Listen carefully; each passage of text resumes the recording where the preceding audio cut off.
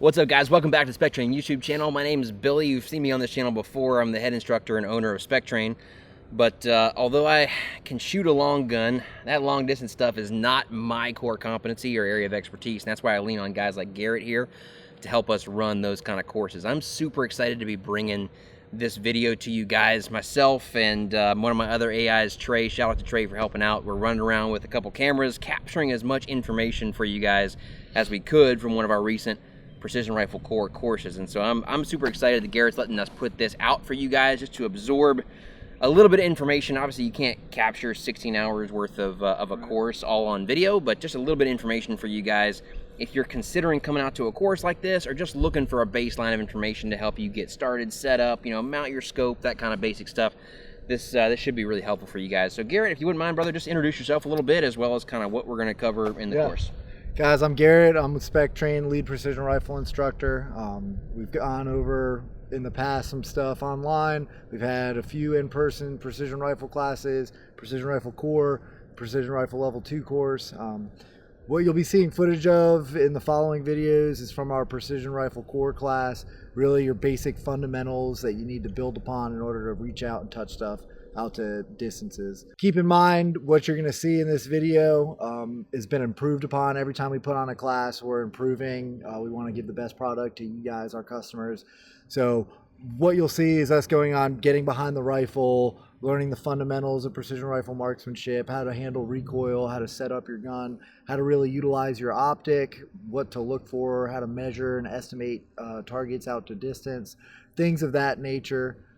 That being said, I hope you guys enjoy what we're going to put out, and looking forward to seeing you at a precision rifle class in the future. Absolutely, man. Without further ado, we'll dive into the video. Hope you guys enjoyed. Make sure to check out spectrain.us for our course calendar and information about other stuff that we do. Without further ado, let's dive into the video.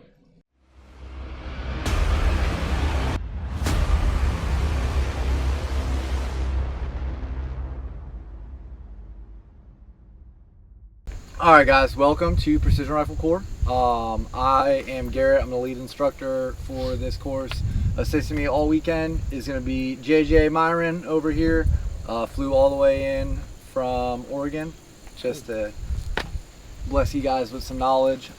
Today is going to be kind of slow in the morning. What I'm going to do is I'm going to run all you guys through a fundamental evaluation. I'm going to get you behind your gun.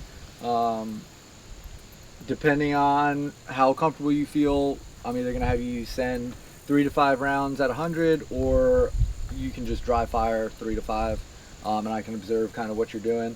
I like to see live fire because it gives me a better idea of what you're doing behind the rifle. So we're going to do that. Once I do a fundamental eval on everybody, we're going to come back here to the beautiful classroom, and we're going to run through a period of instruction, basically give you guys the foundation that you need to move forward and progress at a pace. We got some repeat students and some new students, about half and half of this class. So the guys that have been through this course before will tell you that your mind is about to expand in a million different directions this weekend. So do your best to just take good notes, ask questions. You're going to get a lot of information, and you're going to leave this class knowing less than you know now, because you're going to realize how little you know. But ultimately it's good. You guys are going to leave here with some pretty awesome capabilities behind a rifle. So we got a new range. This is our first time at this venue. We set steel yesterday. We got 12 targets out there right now, and we'll be mixing them up throughout the weekend, giving you guys a bunch of different looks at this range. Right now I think the closest steel is at like just inside of, or just under 200 yards. It'll be up to you guys as a class. We'll decide after the period of instruction and kind of what optics we're rocking, whether we're going to be using meters or yards. I am not going to give any of my input. I'm going to let you guys decide that as a class.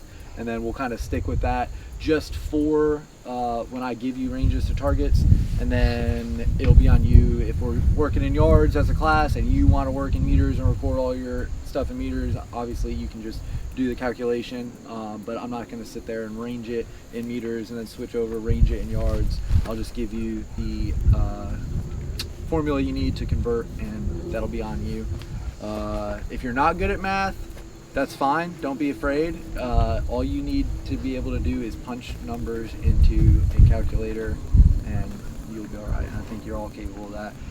Does everybody here have a ballistic app on their phone that they have been using or they plan on using?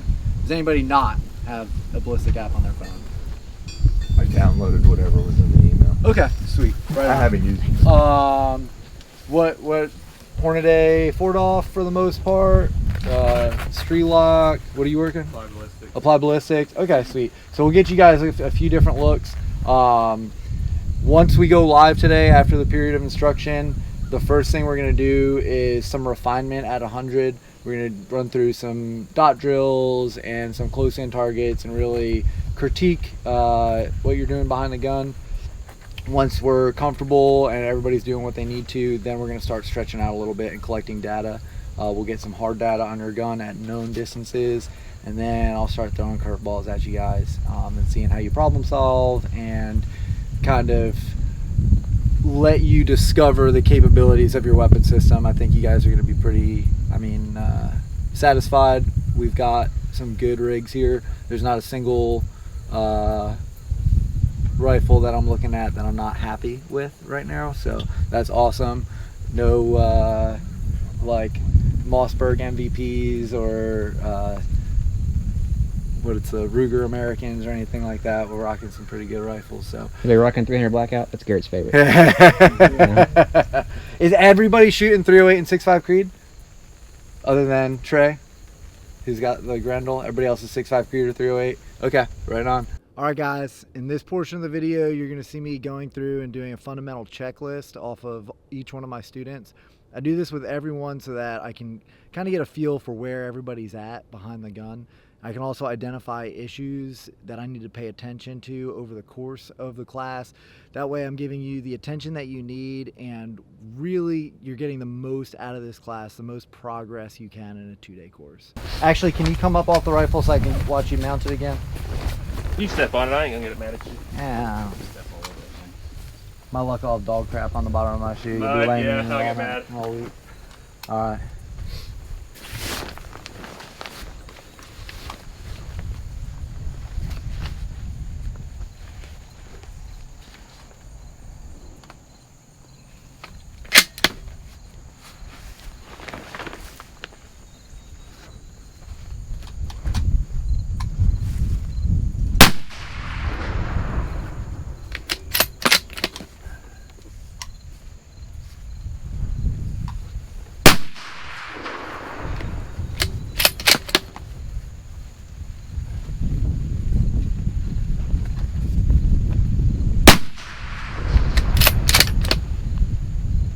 Good, man. Three's all I need from you.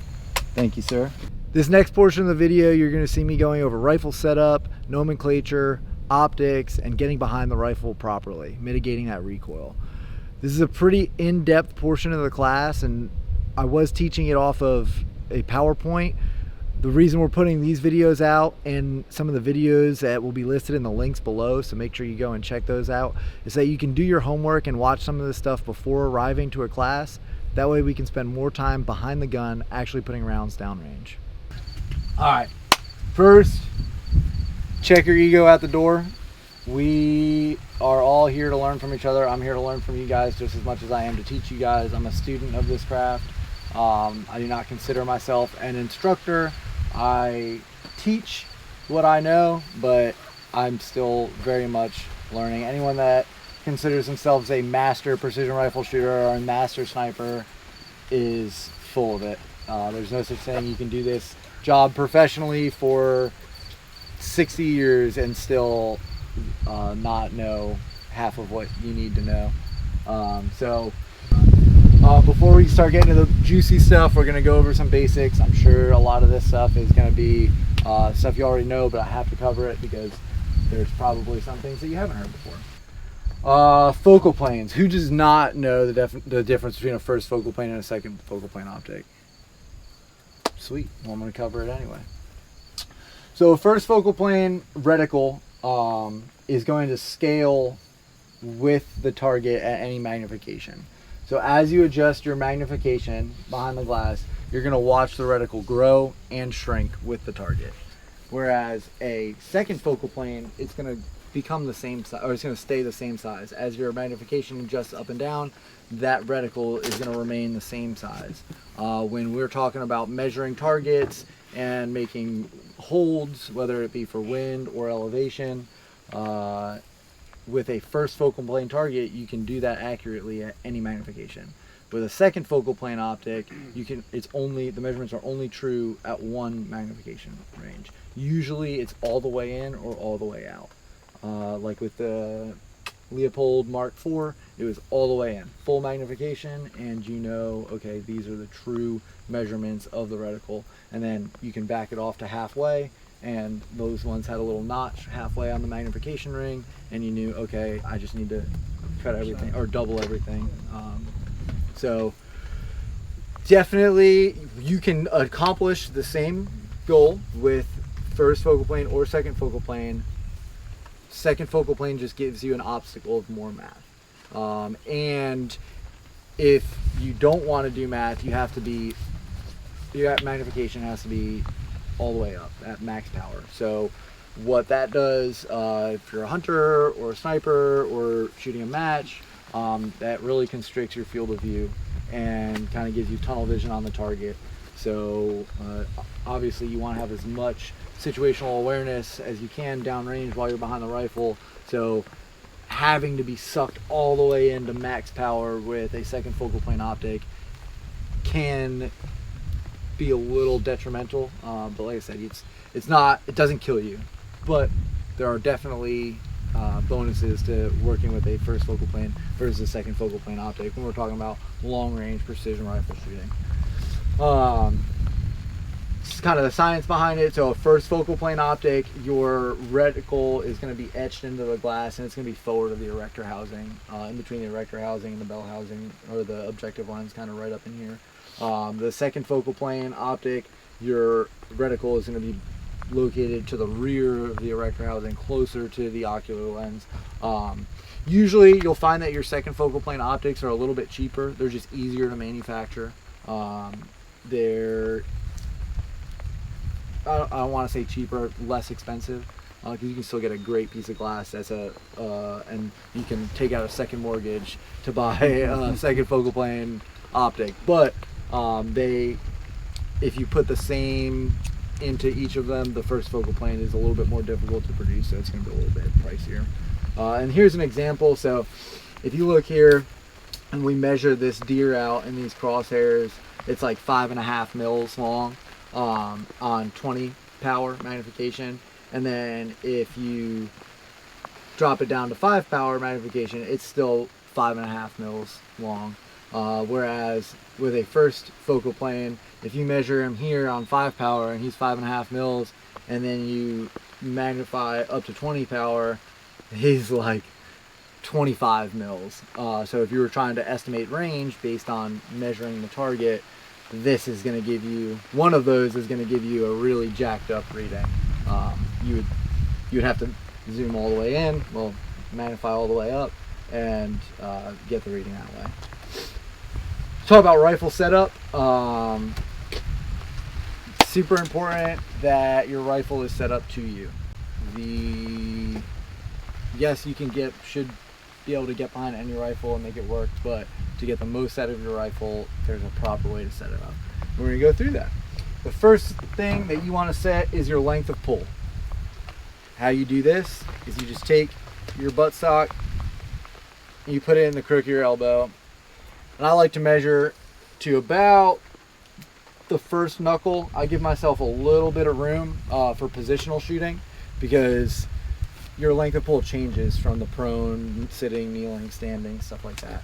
But if you hold your arm straight up, you want it to be right about to that second knuckle there, and that'll give you once you have the rifle shouldered and you're behind it, that'll give you your head resting right where you need to be comfortably behind the gun.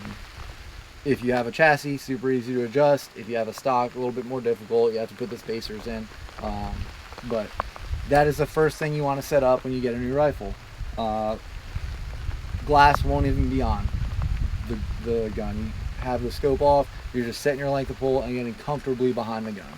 The next thing you're going to want to set is your eye relief. So now is when you're putting the scope on the gun as you're naturally behind it where you sit with the right length of pull, and you're going to move that optic forward and back to give you the best sight picture, no scope shadow, and have that eye relief. So the eye relief, I didn't go over definitions, but length of pull is just a distance of the center of the trigger to the end of the stock of the butt pad. Obviously this is going to affect your eye relief, it's going to affect your trigger pull, it's going to affect your recoil management, it's going to affect your body position, everything. Eye relief is the distance from the ocular lens to the pupil of the shooter's eye. And most scopes will give you, if you look in like the owner's manual, it'll give you a proper eye relief range, but you're not going to sit there with a ruler. Best thing to do is just mount the gun, play with it, move it back and forth, and get that proper eye relief range. Now your eye relief will change as you adjust your magnification forward and back. So while you do this, you want your magnification to be all the way up, because that's going to give you your tightest eye relief. You'll hear people refer to it as the eye box, because there's a certain amount of movement you can have around, back and forth, up and down. But that is what you will set next. So length of pull first, eye relief second. And the next thing you're going to set is your height of comb, the height of your cheek piece. And this is just ensuring that your eye is center line when you're on the rifle with that line of sight that comes through the reticle of the crosshair. And it's just the height of the stock of the cheek piece in relationship to the center of the ocular lens. Again, this is going to affect your eye relief, it's going to affect your length of, or your body position, your recoil management, how you mount the gun. Once you've got all that set up, you're going to mess with your focus diopter ring. That's this guy right here. What this does is it adjusts the reticle to your eye. So the parallax, some people will call parallax the focus, how you got to focus your scope. Parallax is something different, and we'll address that. But the thing that focuses the glass in the scope to your eye is your focus diopter ring. The way that you want to set that is you're going to get behind the rifle, and you're going to have a partner take a white piece of paper, and they're just going to set it up somewhere in front of the ocular, or in front of the objective lens, and you're going to magnify all the way up, and you're going to turn your focus diopter ring all the way one way or the other, and you're going to move it and make adjustments, and you're going to open and close your eyes as you do this. You want to open and close your eyes because our eyes are super smarter than we are, and we can't control how they automatically focus to things. So if you just stare at the reticle as you adjust your focus diopter ring, your eyes are going to adjust to that reticle. And then you're going to come off the scope and you're going to get back in, and you're going to find that initially that reticle is blurry, and then your eye has to do some adjusting in order to get back to where it needs to be. So how I do it is I just get behind the gun, I close my eye, I adjust the diopter ring all the way out, and I'll open it and be like, yep, super blurry. And then I'll give it a couple turns, open it, all right, that's a little bit better, open it, and I'll keep my eyes and I'll just open it quick and just go off that initial how clear is it. And you'll have to go, you'll go over, you'll back it down, and you'll find that happy spot. And that's, I mean, it's super important. If you don't have your diopter set, your focus diopter set, you're gonna burn your eyes out quick, especially being on the range all day long. It's not gonna be a fun time. So rifle selection, we'll talk about this a little bit. I kind of hit on it earlier, but it's important to know that 2.8 point impacts can be bought, right? You can, if you take a shooter and you give him a 30-pound bench gun that he basically just has to rest it in a gun rest and tap the trigger, and he can hold a half-inch group at 800, is that guy really a great shooter, or is that the gun doing pretty much all the work? Whereas you can take a Papaw's 30-06 from the gun safe that hasn't been shot in 20 years and go out and push that firearm to the max of its capabilities if you are a proficient rifle shooter. So yes, you can buy accuracy, you can buy impact, but that doesn't make you a good shooter. A good rifleman can get any rifle put in front of him, get behind it, and be able to maximize his potential and the firearm's potential. Buying hits is, if you're great on one rifle and then you get behind somebody else's rifle that's not so good and you can't shoot it, are you really a good shot? Probably not. You're just good at shooting. You're a one-trick pony. Well, I can do really good on my rifle. I'm like, okay, that's great. Now we're gonna hit building a foundation. So there's three things that make a good rifle shooter, and that is fundamentals of marksmanship, it is accurate data collection and analysis, and the understanding of ballistics. Those three things paired together create a good basic rifle shooter. If you can understand those things, you can have any rifle put in front of you and you can maximize your potential with that rifle. The fundamentals of marksmanship, we talk about the firing task, understanding body mechanics, understanding weapons mechanics, and neuroplasticity, which is just a fancy name for muscle memory. It's being able to do this and rep this out so many times and truly understand it, so that you get to the point where you're not even thinking it. You're not going through that shooter's checklist every time you get behind the rifle. You just naturally do it. You've built it into your brain. Accurate data collection and analysis, understanding internal and external ballistics, understanding atmospheric effects and what those do to the round, to the projectile, to the casing, to everything, and keeping good data, whether it's in a data book, on your phone, keeping track of good data, compounding on it, reviewing it, understanding what your rifle's doing and why your rifle's doing it. Yeah. All those come together to create accurate, repeatable shots. So, talk about the fundamentals a little bit. The firing task. Who here has heard that a gas gun is less accurate than a bolt gun? Everybody raised their hand. Everybody's heard that. Yeah. Oh man, bolt guns are just more accurate. All right. Maybe back in like the 70s and 80s, that was true. Maybe even arguably into the 90s. But it is 2020, and you can create a gas gun that is every bit as accurate as a bolt gun. The reason that gas guns get a bad rap is because people are less accurate behind gas guns. And there's a reason for that. We talk about the firing task, right? When I pull the trigger on this gun, the firing pin goes forward, strikes the primer, and then everything in this rifle, except for the projectile, stops moving. It's really easy to control.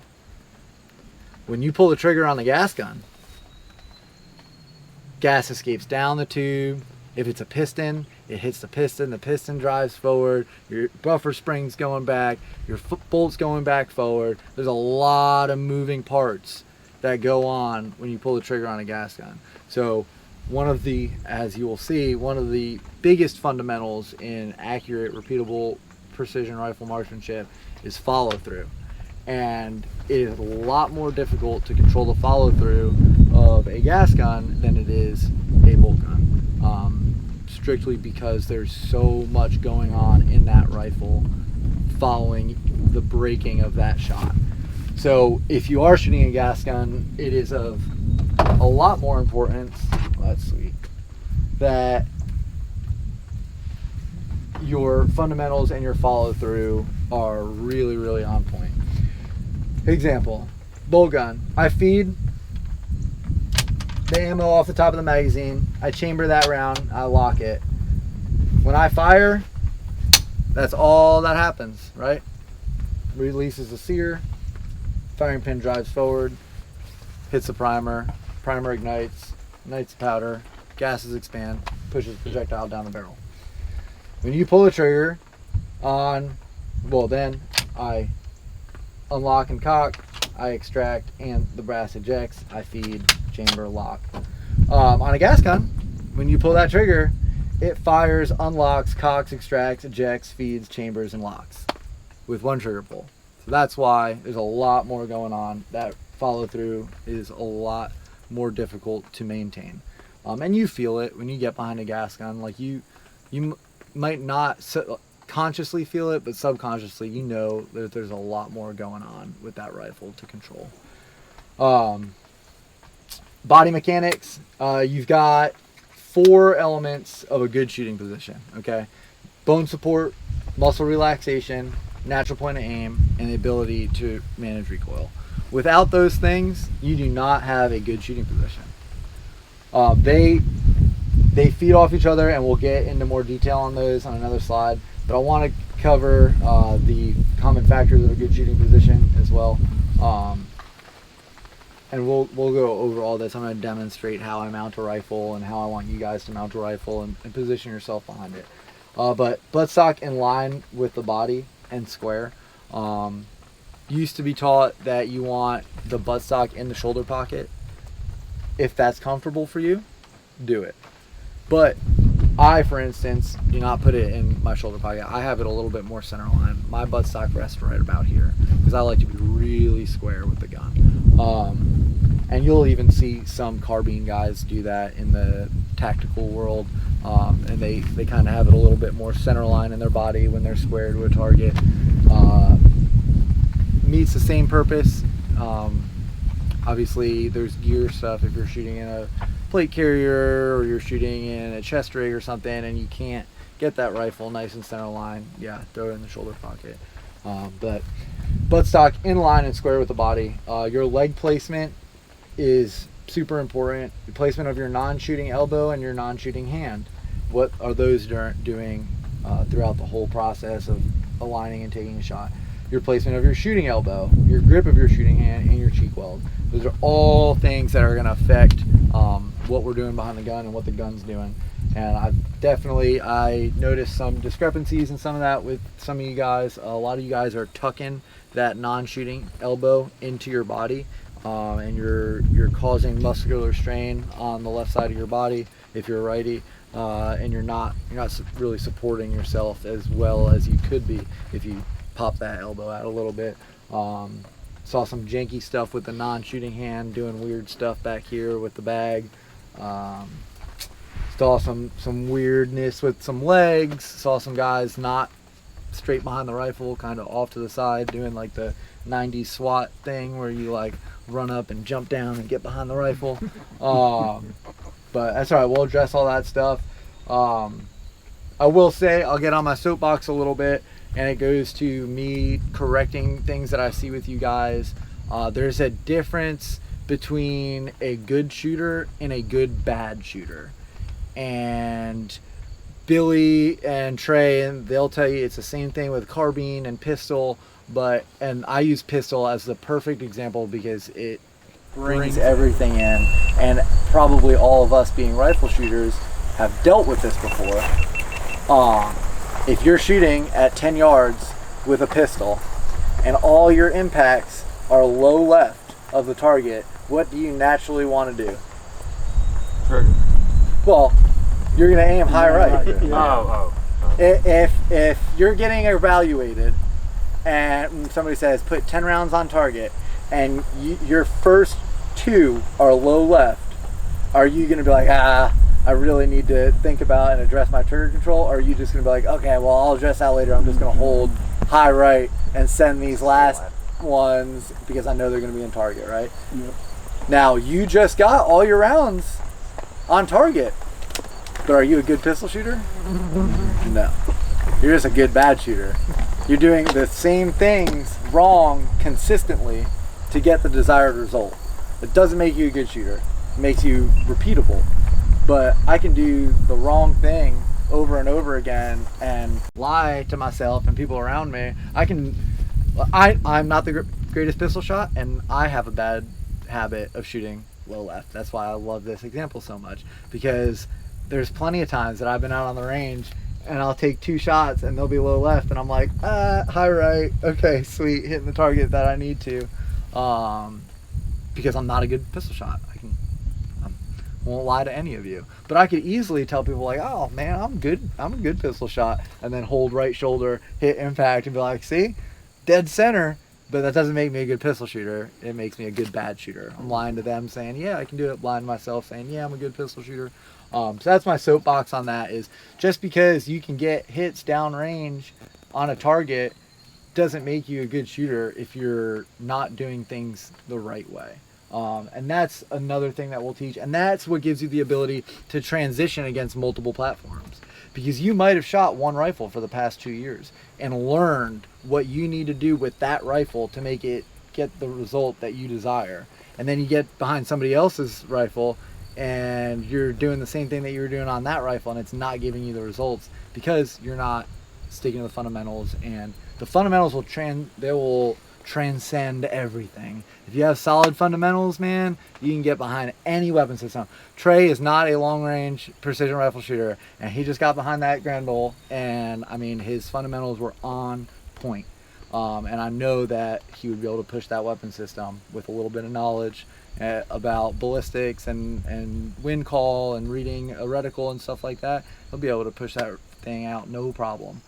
So the fundamentals, they will transcend everything. There are some differences. I know on pistol, you want to break that shot, immediately come off the trigger and take that slack back up. We are not doing that on these rifles, boys. All right, we're going to keep that trigger pinned to the rear, follow through, watch our impact. We'll get through that stuff. But that's my soapbox. There's a difference between a good shooter and a good bad shooter. We're going to create good shooters here this weekend.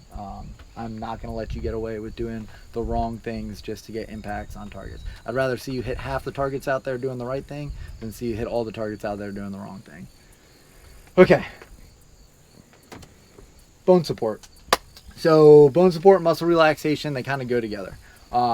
Your bones or your muscles will fatigue, right? Mm-hmm. I don't care how big you are, your muscles will fatigue. Actually, the bigger you are, probably the faster your muscles are going to fatigue.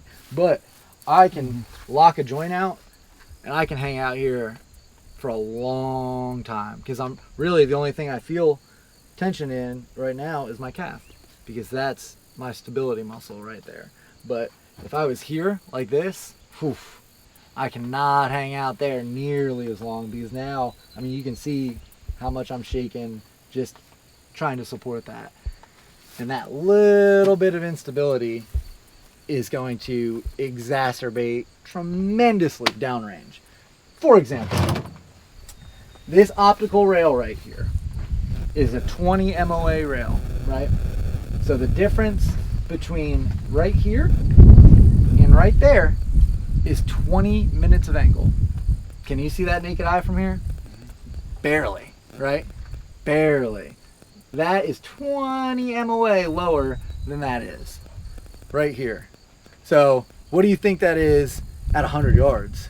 What do you think that is at 800 yards?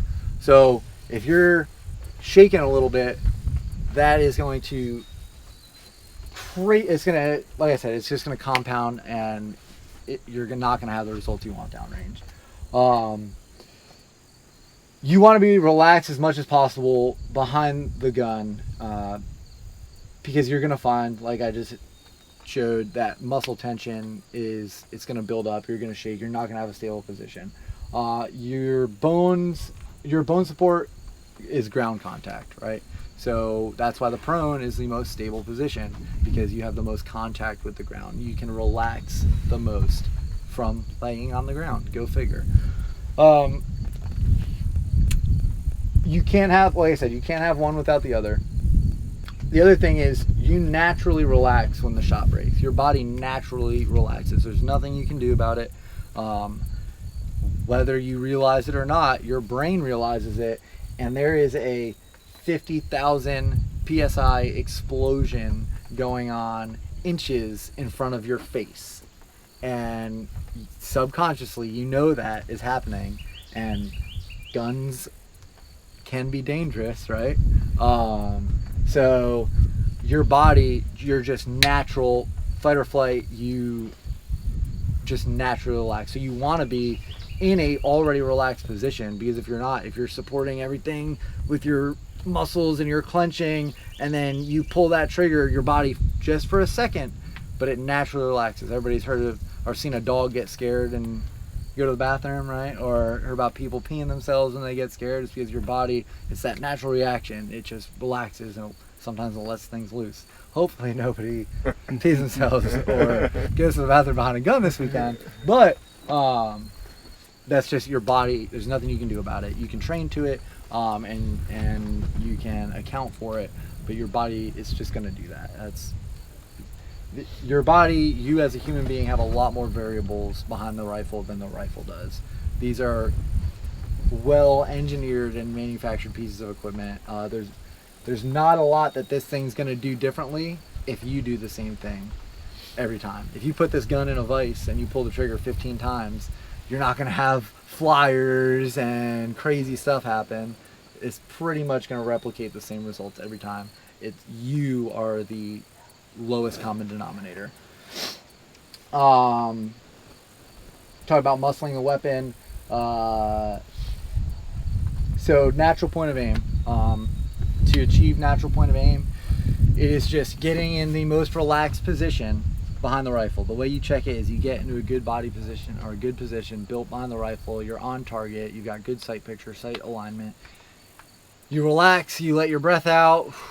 You open your eyes, and that reticle should be right where you intend it to be. If it's not, then you don't have natural point of aim. The rifle is not naturally pointed at the aiming point that you want it to be naturally pointed at. Once you realize you don't have natural point of aim, you're not going to be moving that gun around, right? Because now we're doing weird things with the gun. We need to move our body, which will move the gun. That gun's an extension of our body. So if I don't have natural point of aim, I need to move my body behind the gun, or I need to adjust my sandsock. I need to do something that is going to put that gun into a natural point of aim. And you check that periodically. As you progress and you get further along, you'll get to the point where you can get into a position and know, hey, yeah, I've got natural point of aim here. I don't even have to check it. I can feel it. But it is something that is acquired over time. And for these shots and starting out, definitely want you guys checking NPA before every shot that you can.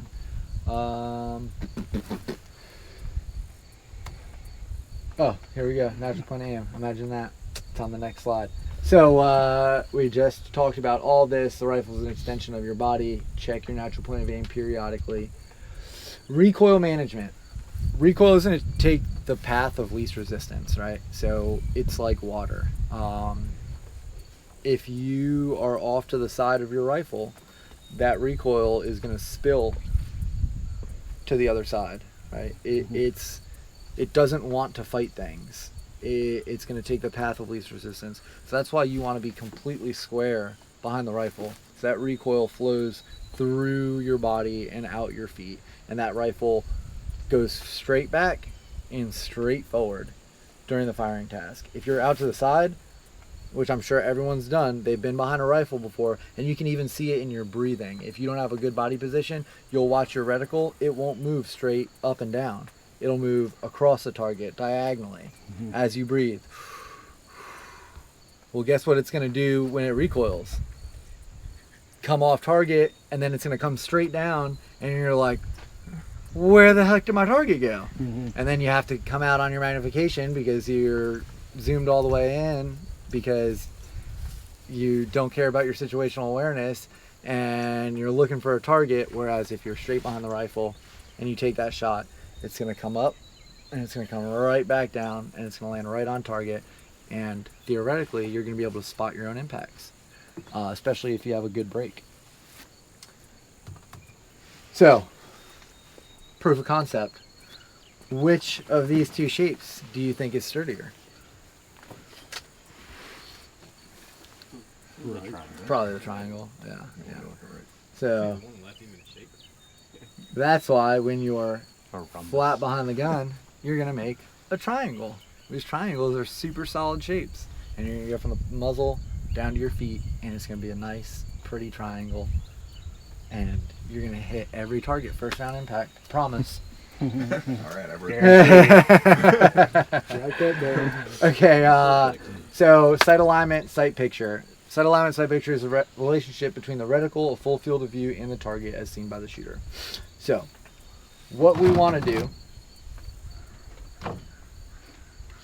when we get down behind the gun, let me see how many slides I got left on here.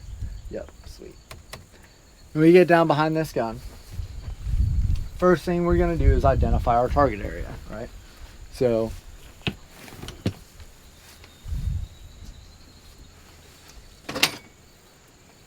if I'm aiming at the back wheel of that truck there, I'm going to orient myself towards the back wheel of that truck. Then, I'm going to orient the rifle towards that target area. And then I'm going to get behind the rifle. Now, when I'm mounting the rifle, we've already talked about it, right? I'm orienting it towards the target area. I come down and I come into a push-up position behind the gun. Right about here. I know that I'm going to bring this up. Like I said, I bring it center line to my body, right? I don't really keep it in the shoulder pocket. That's why I've got this cant on it, so it fits right there in my small little chest. And I put it right here in the center line, and I kind of just fall into the gun. And that puts me in a very, very comfortable position behind this rifle. And you can see I've got my heels flat on the deck. I'm not digging my toes in or anything like that. That's gonna make me push the rifle left or right, up or down. I'm just letting my legs kind of fall flat so that the recoil will be able to roll through me, and this gun pretty much goes down center line of my body. From here, toss me a rear bag there, Myron.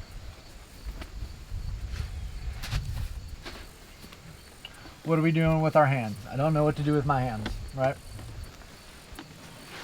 First, we'll talk about my non-firing hand. I want my elbow to be naturally out here forward. If I need to get more elevation, I can bring it up and kind of get that bone support that I need. But if I'm laying down, and that's going to depend on your body type and on your body size, being comfortable behind the gun. But the job of this non-firing hand is to control your rear bag or your rear support. If you're in the prone, you'll be using a rear bag to support the back of the rifle. Sitting, kneeling, standing, you'll be able to use other things, whatever you want. But the job of the non-firing hand is to support and steer the rear of the rifle. So what I do is I control minor elevation adjustments by squeezing the rear bag, right? If I have a natural point of aim and I'm below the target or above the target, I need to squeeze it and it's going to push me below the target. If I'm too low on the target, I need to let some tension out and I need to, and it'll bring my reticle above the target. I'm not pushing the gun left or right with this rear hand. All I'm doing is moving up and down. If I need to move and traverse left or right, I'm gonna move my body.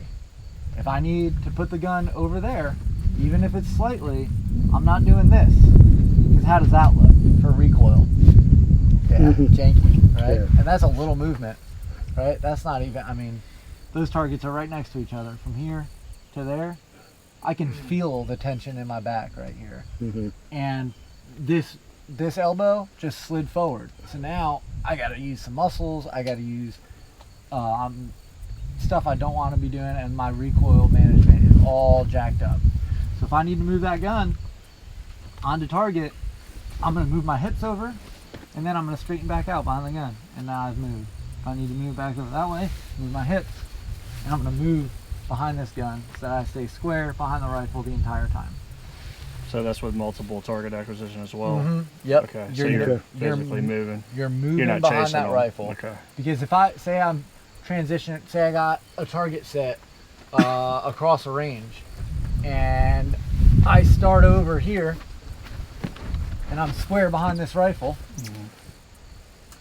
and I've got multiple targets that way. As I move and transition across these, now what happens when I take this shot and my recoil brings me up and then back down, but I miss that shot and I need to make a follow-on shot on that target. Now I've got to come even further and crazy, and I'm not in a good spot, right? No, you weren't at all. We're gonna get close this weekend. You feel it. So yeah, so when you're moving this gun around, you move yourself, and that will drive the gun. Okay, gotcha. So that is the task of the non-firing hand on the rear of the rifle, is to adjust your elevation with this rear bag. Also, you can anchor it depending on your stock, and like Garrett's got a nice bag rider on, that's an MDT, right? Yeah. Jesse, he's got a nice bag rider on that. It might be a little bit more difficult with the mag pull, but depending on what you've got to the rear of your rifle here, like for mine,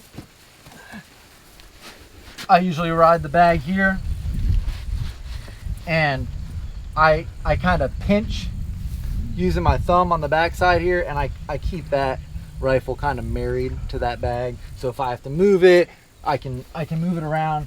I'm not pulling this rifle like into my shoulder with this hand.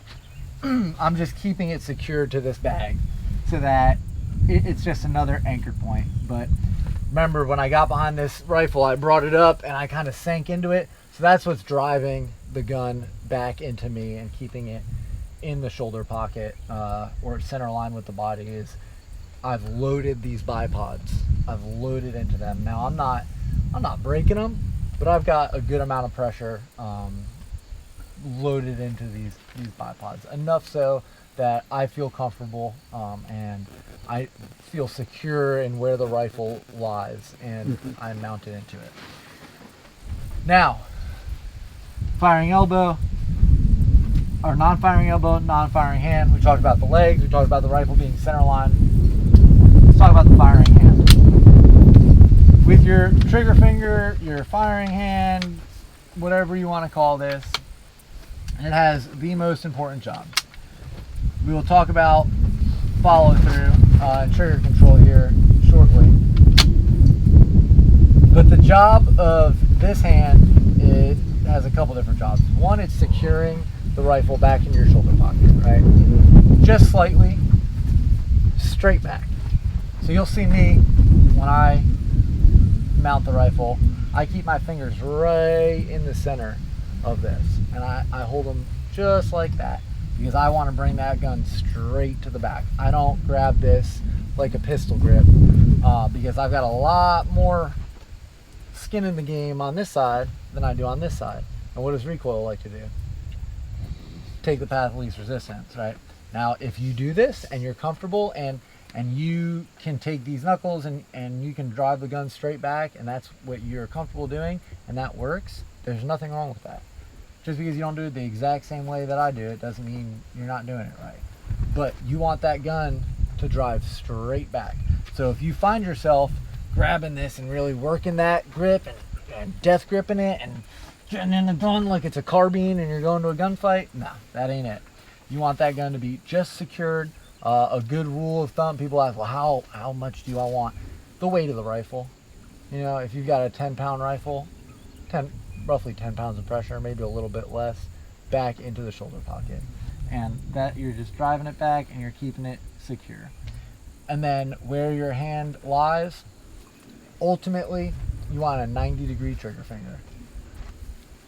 Where you have that, I mean, you guys can see that's pretty. You can almost take a protractor to that 90 degrees. Old Phil Vallejo would be proud of that. And then your thumb, you want your thumb just to kind of float. because not that if your thumb isn't floating, it's a terrible thing. But like I said, when you start grabbing this, like a broom handle or a pistol grip on a carbine or something like that, you have a tendency to want to squeeze. You got this big hunk of manly metal in front of you, and it's got explosions going off, and you want to grab onto it. But if you float that thumb, it's a lot easier to relax, and you're not putting anything into the gun that you don't want. So some, with like a gas gun, some guys just float it on the side. Like with that mag pull, you can just float it right in the middle. I like, if I'm shooting off a stock, I like to keep it right in the middle. Man, I got an assistant instructor coming up on me. So, firing hand, non-firing hand. Go away, dog. Firing hand, non-firing hand, leg placement. We'll talk about the head.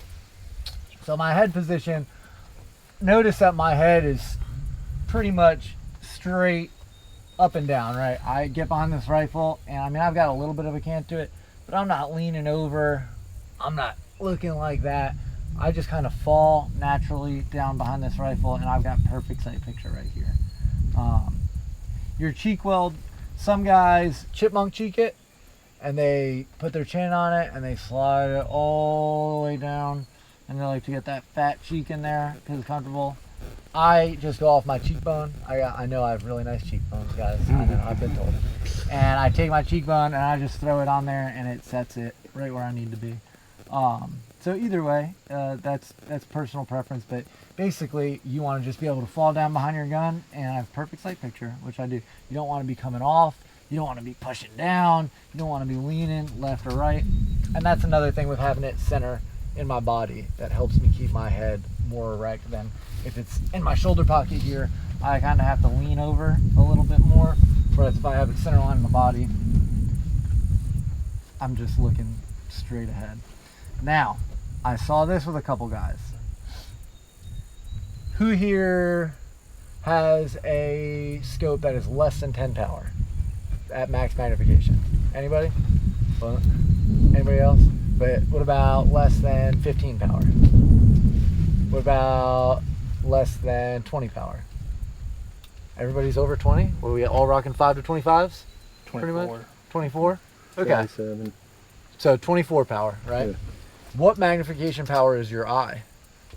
Good question. I don't know. It is 1. Okay. it is no magnification That was power. stupid.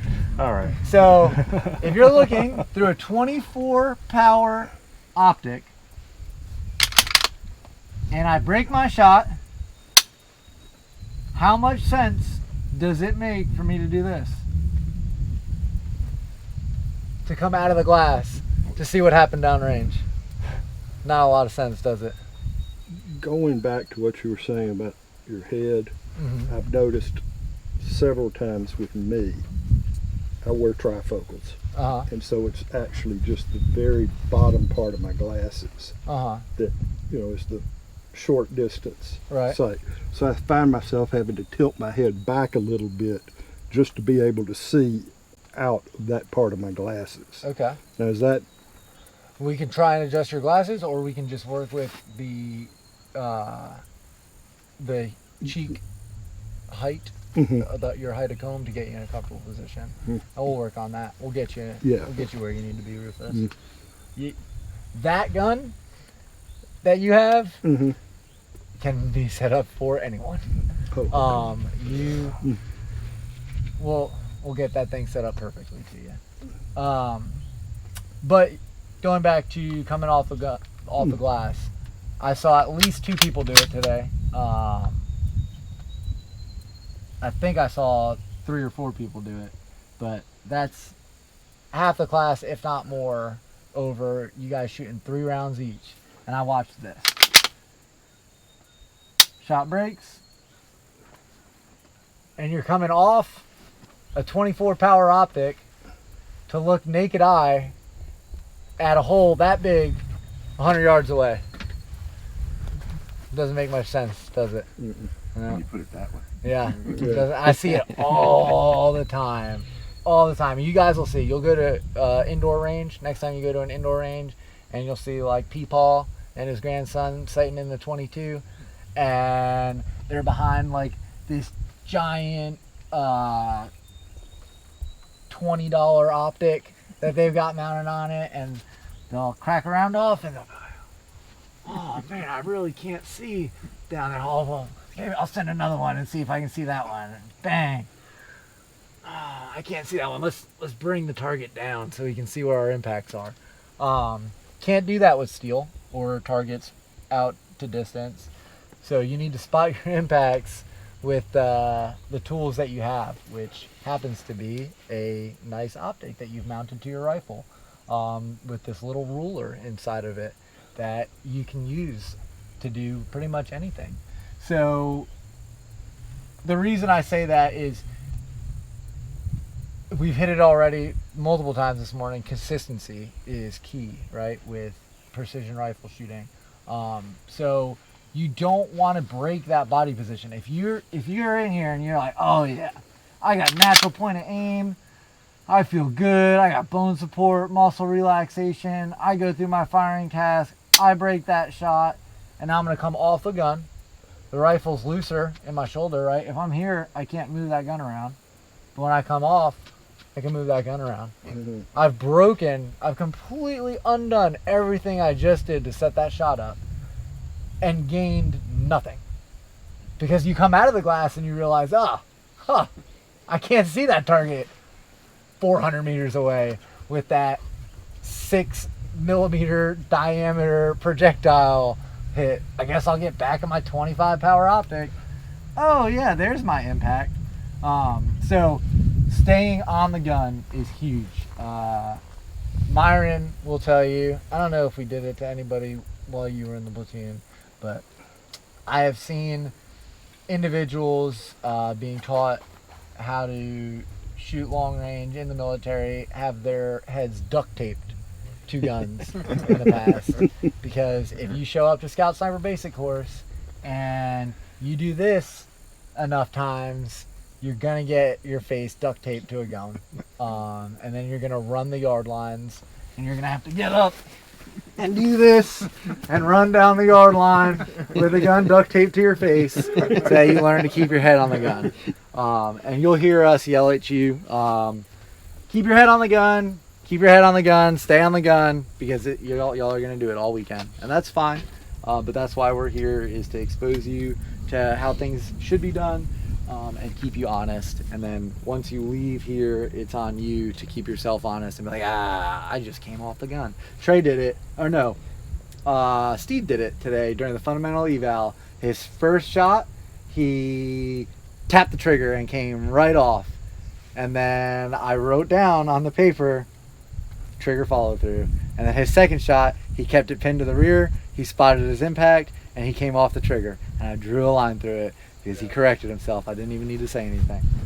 So that's what I love to see. Somebody who's been through the course and comes back and, hey, hasn't shot a round through that gun since the last time he was at a course. He gets on it, first shot he takes, he comes right off the trigger, but immediately realized, hey, I need to follow through on my shots, and corrected it. So we're not going to turn you guys into world-class precision rifle shooters overnight here, but we're going to give you the tools and the skills necessary to go forward, replicate results, and do that. So I'm going to run, we'll get back to the slideshow here in a second, but I'm going to run through just mounting the rifle. So again, my target is the tire here on the back of the truck. So I come up and, all right, there's my target. I'm going to put my gun down, and now I'm going to mount my rifle. So I come down behind it. I'm going to get into a good pushed up position, trying to clear my back blast area here. And I'm going to just pick this rifle up, put it center line, and I'm going to kind of fall into this rifle here. Boom. Now it's nice and secure. I can put my rear bag here, control my rear bag with my non-firing hand. Take my thumb here with this awesome KRG chassis that has so many cool features built into it. KRG, please send me free stuff. So you can kind of control the bag, control the chassis. center line with the rifle. I've got good pressure built into these bipods. I'm loading them a little bit. Now, if I don't feel like I have enough when I'm behind the gun, this is what not to do. Dig those toes in and push yourself forward. Do not do that. If your pressure isn't good, come back up, move the gun around where you need it to be, and fall back into that gun again. I don't want us using our toes to drive this weapon around. So I'm here. I'm really not putting a ton of weight on my shoulders, or I mean on my elbows, kind of just letting them fall, and I'm just laying down on this gun. I can almost fall asleep on this gun. Like I said, controlling elevation by squeezing this bag if I need to. If I need to move left or right, I'm moving my hips left or right and driving the gun. My firing hand mounts the rifle. Float my thumb, put my fingers center line in the rifle, and I just secure it back into my body. And then I'm going to index my trigger finger on the same spot every time. I can guarantee you there are things built into your trigger and built into your trigger guard that'll help you index in the same place every time. For me, there's this little line where the plastic molding meets on this trigger guard, and I take my thumbnail and where it meets my finger, and I put it on the same spot every time, and I ride it straight back into the rear until I take up all the slack on this two-stage trigger, and then it breaks. Come off, and we'll go into bolt manipulation and all that here in a second. Questions on that? Mounting the rifle, what any hands or feet or bodies should do? All right, sweet. Let me see if I can. Right, no, that's not the one. No. All right, we're going to talk. So sight picture, sight alignment. So I talked about orient the rifle. You want to find the target with your eyes. Put the rifle down. You're going to keep looking at that with your eyes, and then you're going to get in your scope, and then you're going to find it with your scope and kill it with the glass. Adjust your magnification to where it needs to be. But you should not be in the glass looking for targets, right? Scanning all around, looking through a straw downrange for targets and hoping that you just move around enough to where you see one. You guys all have looked at this range so far since you've been here today. You can see targets out there. So why not come out of the glass? Oh, sweet, there's my target.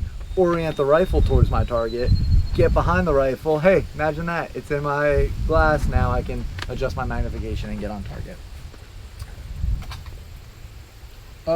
Breathing.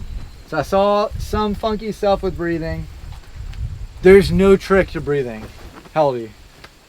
56. So you've been breathing for 56 years. You think you got it down? Yeah, most of the time. Pretty good, right? You haven't suffocated yet? Not yet. So you're not gonna do anything different behind the gun, man. And that, I mean, I've only been breathing for 27 years.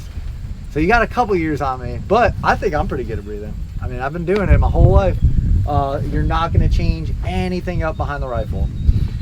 You're not gonna try and hold at the top of your breath and start your trigger pull or let half of your breath out. All you're gonna do is you're gonna start your firing process when you get to your natural respiratory pause. That is it. We all hit natural respiratory pause all day long. All that is when you get to the bottom of your breath, there's a delay before you start breathing again. It's natural. You can extend that, right? If you need to, sometimes you do it subconsciously if you need to focus on something. Or if you're in the gym, you don't do it, right? You breathe out. So natural respiratory pause, bottom of your breath, and if you need to extend that, hold it for a little bit. But it gets to a point, we talked about muscle relaxation, bone support, all that stuff. There comes a point where you extend that natural respiratory pause too far. And now your lungs, your muscles in there start to constrict. They start saying, whoa, we're not breathing. Something's not right here, right? The reason you don't want to shoot at the top of your breath or the center of your breath is we talked about being able to replicate things, right? We talked about consistency. If I tell you to push out half of your breath right now, you could probably get close, right? Probably push out the breath. Then I tell you, all right, run to the back of the range, touch target number 9, run back. Okay, now push out half your breath. You think you're gonna be able to get it to the same spot? No. How about if you're on a hunt and you just rucked in and now you've got a freaking deer of a lifetime in front of you? Are you going to be able to push out half your breath? Your adrenaline's going to be pumping. You go to a match, you got 20 guys standing around watching you, and that beep buzzer goes off. Everything goes out the window at that point, right? So it's impossible to replicate. Same thing with the top of your breath. If I say, all right, I can do that now, but I guarantee you if I go run a mile, the top of my breath is not going to be the same as it is now. But no matter what, if I tell you to breathe and at the bottom of your breath, hold, you're going to be able to replicate that no matter what, any conditions. If it's super hot out, if it's super cold out, you're going to be able to push all the air out of your lungs and achieve that same effect every time.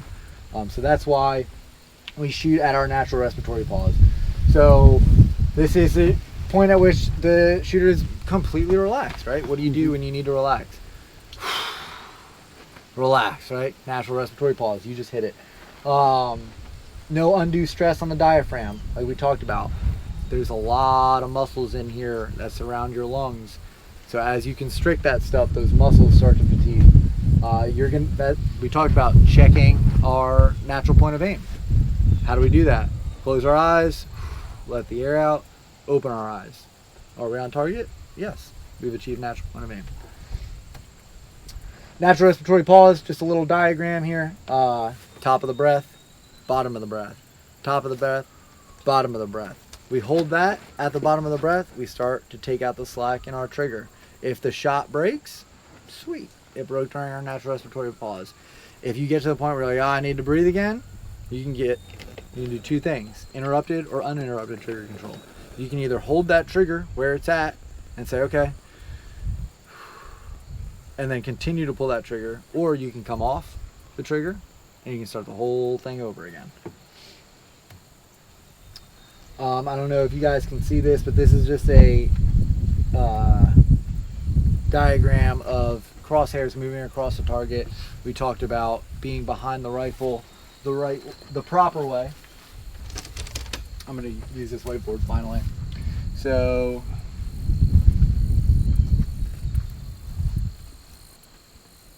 here's our targets. If our crosshairs are moving diagonally as we breathe, right? Mm-hmm. That's probably an error in body position. And that's the same thing that it's going to do with recoil, right?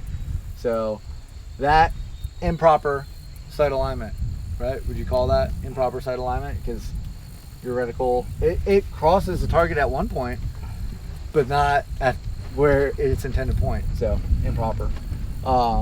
If it goes up and down over here and you're trying to aim at the target, improper. The only acceptable as you're breathing is that target, that crosshair going up and down on the target. Really, it should look like that, right? Open your eyes, sweet. Start pulling that trigger, start that firing task. Make sense? Makes sense to me. All right, so normal breathing, that's what we just talked about. There is a few little tricks, right? If you need a quick shot, press all that breath out. You're still achieving the same thing. That's pressing it out. Decreased breathing is just multiple target engagement. Right? You're not doing full breaths. You're just getting what you need in that lung to keep the oxygen flowing through your blood and press it back out again. Trigger control. Trigger control is a skillful manipulation of the trigger that causes the rifle to fire without causing the reticle to move when sight picture is at its best. Man, I've had that drilled into my brain. Yeah, sight picture, we talked about that, right? Natural point of aim. Once you get that natural point of aim, you're going to start that skillful manipulation of the trigger. 90-degree trigger finger straight into the rear. What can you do wrong? We talked about interrupted and uninterrupted trigger control, right? Everybody understand that? What can you do wrong with trigger control? You can flinch, you can buck, you can jerk, and you can tickle. tickling is my favorite. I've already seen a bunch of you guys tickling the trigger. It's awesome. So flinching, bucking, and jerking, all pretty self-explanatory, right? Flinching is when the shooter's anticipation of the recoil causes him to flinch when he pulls the trigger. Guess what? You're gonna miss your target if you flinch. Bucking, same thing. It's an attempt to take up the recoil, buck into the rifle, right? Probably gonna send that round down into the dirt.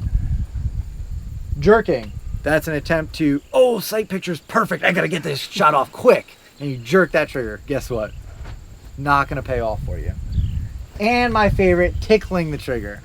This is when you get behind your trigger and you're like, all right, I'm gonna come up here to the top of the trigger and I'm gonna break my shot. Okay, now I'm gonna come down here. Now I'm gonna use the tip of my finger. All right, now I'm gonna really get through. And I'm just dancing, I'm just tickling this trigger. Guys, please do not tickle your trigger in front of me. If it's awkward, I don't like to see it. I'm gonna have to call you out. I'm gonna embarrass you. I'm gonna call you a trigger tickler for the rest of the weekend. Find a reference point on your trigger. When we break for lunch and we start setting up rifles, I had tape on this one. It is since melted off in the North Carolina summer heat. But there's really not a need for it at this point. There's some, like some of your AR triggers, the Trigger Tech triggers for bolt guns, they have a little like boot at the bottom of them, so you can index on it. It's pretty nice. You'll be able to index the same spot. Like I said, I told you guys, there's this little ridge on my trigger guard. You might have one on yours as well. I just take that little point right there and I ride it on the inside, and I'm at the bottom of my trigger. For you, it probably won't feel natural. You're like, oh man, I'm really low on this trigger. But guess what? You're doing the same thing every time. And as long as you're getting a slow, steady squeeze, controlled pull to the rear, and you're not tickling this trigger, right? I don't want to see any of this. It doesn't look natural. So no trigger tickling, no flinching, bucking, or jerking, and we'll be all right, man. That's a big thing. Follow through. Follow through, follow through, follow through, follow through, follow through. It is the forgotten fundamental. You should not break your position until you recognize and comprehend what just happened downrange at your intended target. So when that shot breaks and that rifle settles, if you're able to spot your impact, make the correction, okay, this is what I need to do next time, and then come off that trigger. So when I get down behind this gun and I take my shot, impact, okay, I hit right spine, sweet, now I can chamber another one. But I keep that trigger pinned to the rear and I don't come off the gun, I don't manipulate the bolt, I don't do anything. I assess. If I miss, okay, I see where that impacted, I need to apply my correction. Or maybe I didn't see anything. I have no idea what just happened. Well, what am I looking at downrange? Are the winds switching? Is my dope right?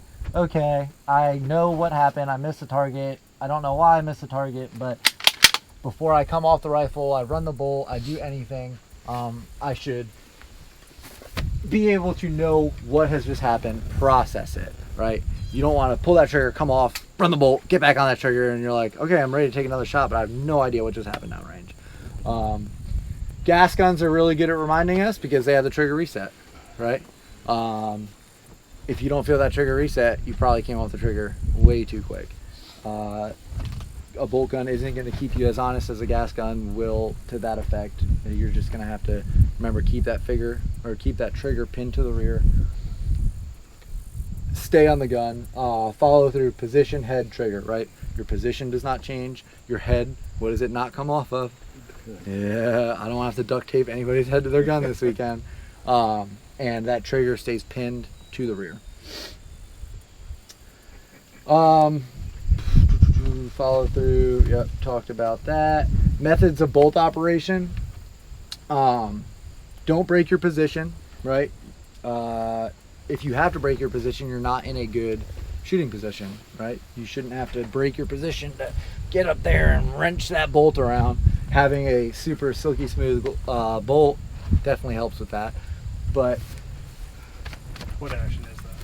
it's a Curtis custom. So it's gonna be 6 count, right? So if I'm here, I'm on the gun, I'm coming off, breaking my position, right? That's 1. I move to the bolt. 2, you got positive control. 3, 4, seat that round. 5, 6, and then 7 back to the gun. But that's it. Deliberate. We're not out here racing bolts. Nobody here is oh man, what's this, the shooter guy? What? Kleckner? Wahlberg. Yeah, Mark Wahlberg. Bobbly Swagger. Swagger? We're not Bobbly Swagger out here. We're not ramming bolts back and forth. Come off, positive control, all the way back, all the way forward, seat it, and then get back on target. As you progress, that will naturally become quicker. But what you do when you try and start running that bolt really quick is you're going to short stroke it. And you're going to come and you're like, oh, I got to get it forward. And you're not going to seat another round. So just make sure you're going through the proper steps and you're doing what you should behind this rifle. Like I said, you are the lowest common denominator. This rifle's not going to do anything you don't tell it to do. So if you fire on an empty chamber, whose fault is that? Not the gun's fault. Probably your fault. If you miss the target, probably not the gun's fault. Probably your fault. Conducting a press check with a bolt gun is always a good thing, especially when inserting a new magazine. You run that bolt and it's really easy. You just pull it back a little bit, stick your finger in there. You don't have to worry about the bolt closing on you. With a gas gun, every time I load a gas gun, I check where my magazine's at, insert that mag, send it forward, drop that mag. If the round's on the opposite side, guess what? There's a round in the chamber. Feed that mag back in. That way you're not trying to pull the charging handle back just a little bit and peek in there and be like, okay, sweet, yep, there's a round, and then it doesn't seat all the way and you're hitting your forward assist. At least that one's got a forward assist. The M110 SAS does not have a forward assist for whatever reason. So yeah, we learned that that's what you do, is drop the mag, because you'd be on the range and you'd have like 100 rounds to the SAS and it's all filled with carbon, and you go to do a press or a brass check and then you can't get the bullet and you're like, oh man, now what do I do? You drop it, clear it, start all over again. So with a gas gun, just good rule of thumb. Sweet, it's on the left now. We're good to go. Shooter checklist. This is what should be going through your head every time. Identify the target area, locate and confirm your target. Once that's happened, is my body position right? Is there a round chambered? Do I have the proper firing solution applied? Is my dope good? Is my parallax set? So parallax demonstration. Who here has never heard of parallax before? Trey's never heard of parallax before. So let's say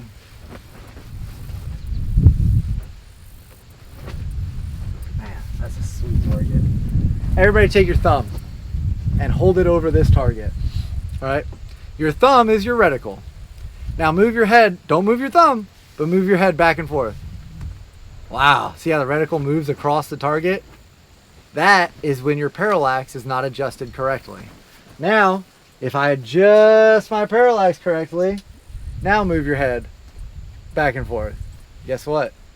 Stays on target. Every single one of us has been behind a target and moved our head and watched the reticle shift off the target. That means your parallax isn't set. All that parallax adjustment does is it adjusts the plane that your reticle is focused to, right? So a yard line, it moves it. Think about a string from the front, from your scope to the target, and then your reticle is somewhere on that string, and moving that parallax moves that reticle up and down on it. You want to focus it as close as you possibly can to the range at which the target is. And you'll see it, especially with quality glass, it'll get clear and crisp the closer you get to it. And then what I do every time I shift to a new target, I just move my head, rock my head back and forth or up and down, and I see if that target dances around. And so when you got a line of new pigs that just got into a sniper platoon, and they're all, you got 15 dudes on the line, and they're all going like this behind the rifle, checking their parallax, it looks pretty funny. But it's a super good thing to do. You should be checking your parallax on every target you get to. And you'll find, we'll start out and you'll set your parallax for like 200 yards, and then you'll hit, and then 300 you hit, 400 you hit, 500 you hit, and 600 you miss. And you're like, there's no way. Like, I had the perfect wind call. I freaking know that this dope is good. There's no way I just missed that target. Gotta be a fluke. I'll send another one. And then you send another one and you miss again, and you're like, what in the world is going on? And then you start, all right, diagnose it. Look at my dope's good. My windage is set. Oh, my parallax is still set for 200. Go figure. I missed a target. And then you move your head and you watch the reticle shift off target, and you're like, oh, it just shifted to right where my rounds impacted both times. So check your parallax. Check your cant. You want that optic to be right on top of that line of bore, right? If it's canted 5 degrees, we'll set you off an MOA, right? So if you're canted 5 degrees at 300 yards, you're gonna miss about 3 inches, roughly. So the naked eye can detect, right, depending on how good your eyes are, between 3 and 5 degrees. So if you're looking at something and it's canted 3 degrees and you can't even tell, I mean, that you're already fighting an uphill battle. So scope levels are a great thing. I will, public service announcement, if you're running a scope level, a bubble level, or anything like that, do not level that level to your turret, right? Some people will take a level and put it here on top of their turret, and then they'll level the scope that way, right? Level gun, level turret. Who's to say that that reticle inside that is perfectly up and down, left or right? Mm-hmm. This is a like $3,200 optic, and I can tell you that if I level the scope, the reticle is not level.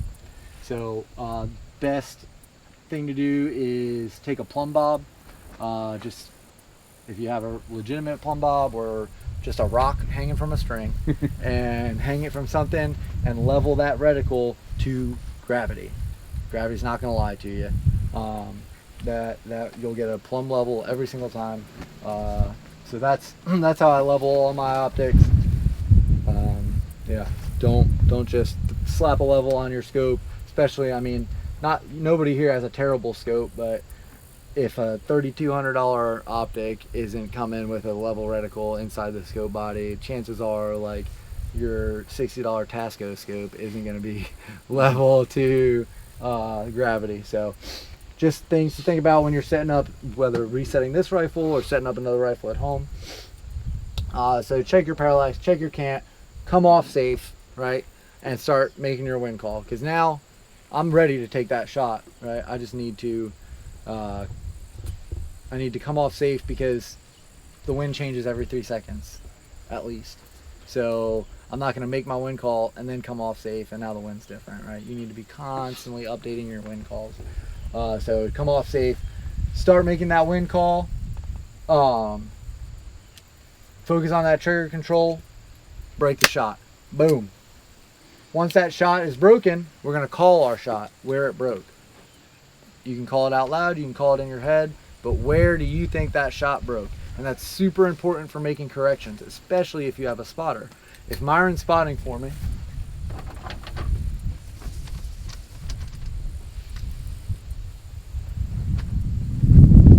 and I am aiming center, right? But I had a lapse of judgment and I shot at the top of my breath, and when the shot broke, it broke right here, right? My intended target is dead center, but the shot broke right there, but I don't say anything. And I miss over top right shoulder. Myron sees that. What's he gonna do? He's gonna say, hey man, you missed over top right shoulder. I want you to hold low left kidney. And I'm gonna hold right here. Well, guess what?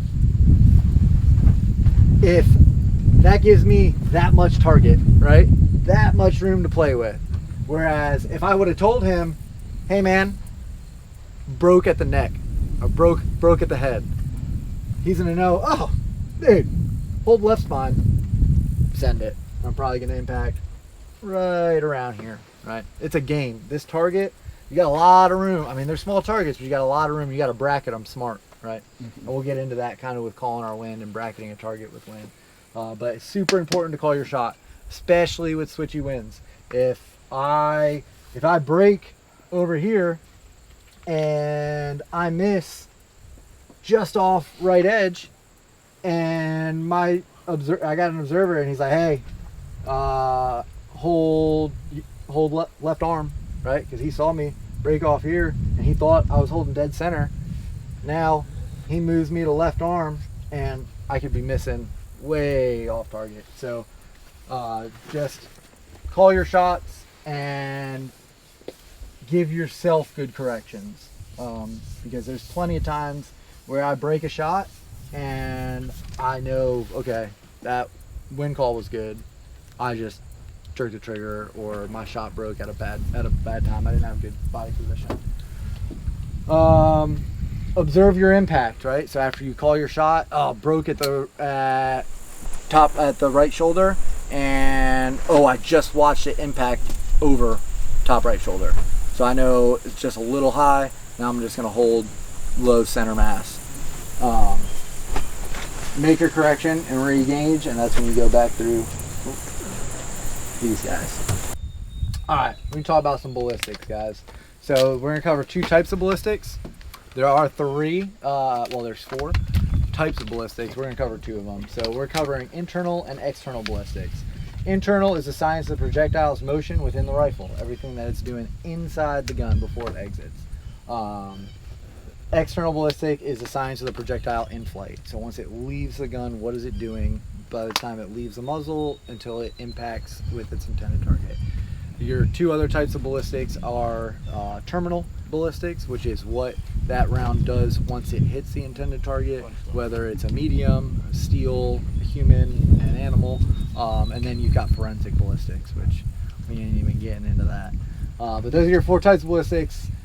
Really, you don't need to understand terminal or forensic ballistics in order to be able to shoot the rifle correctly. The 2 big things you need to focus on are the internal and the external ballistics. So we've got our cartridge. 4 basic components of the cartridge is your primer, your powder, your case, and your projectile. Is anybody not familiar with how bullets work? Pretty awesome stuff, right? Pretty simple stuff. Just in general. In the gun? Pretty self-explanatory. Your primer gets hit, right, with the firing pin. It ignites. Your powder creates gases as it explodes, and it builds pressure and it pushes your projectile out. And that's it. That's how that works. Oh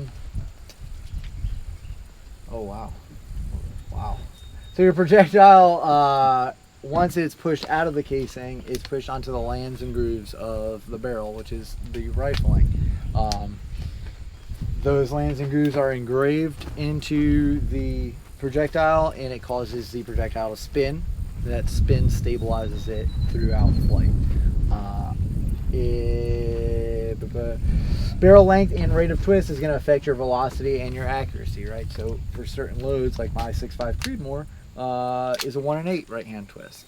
That is a pretty standard twist rate for a 6.5 Creed. 308 between 10 and 12. 50 cal 1 in 15. What's the twist rate on your Grundle? Okay. So yeah, so that's gonna affect. Obviously, there's ways to get super scientific about it and be like, all right, for this weight, this load, 1 in 8.39 right hand twist through a 39.5-inch barrel is optimal, but we're not getting that crazy about it. Is it true that like the 3-in-1 mag is gonna be like a 110, but if you run like a 240, you want a little bit more twist typically? Are you talking about Is that 240 why? grain? Yeah, if you want like a huge grain, you Um, want more twist or less? Well, answer this question first. Light and fast or heavy and slow? Well, I mean, there's a threshold, It- right? between. Yeah. Right. between. Yeah. Between. It depends on what you want to do, right? So then you just so say you can your create. You can take a Diminishing 6. returns. You can take a 6 dasher, or so the range we're at right now belongs to a actual rifle builder, Cecil, and he's developed his own round, and it's a 6mm comp match, and it is a laser beam. At 800 yards, your elevation in mils is like 4.2. So it's coming out. So it comes out at 3,200 feet per second. Jesus Christ. But it's tiny. It's Barrel 6mm.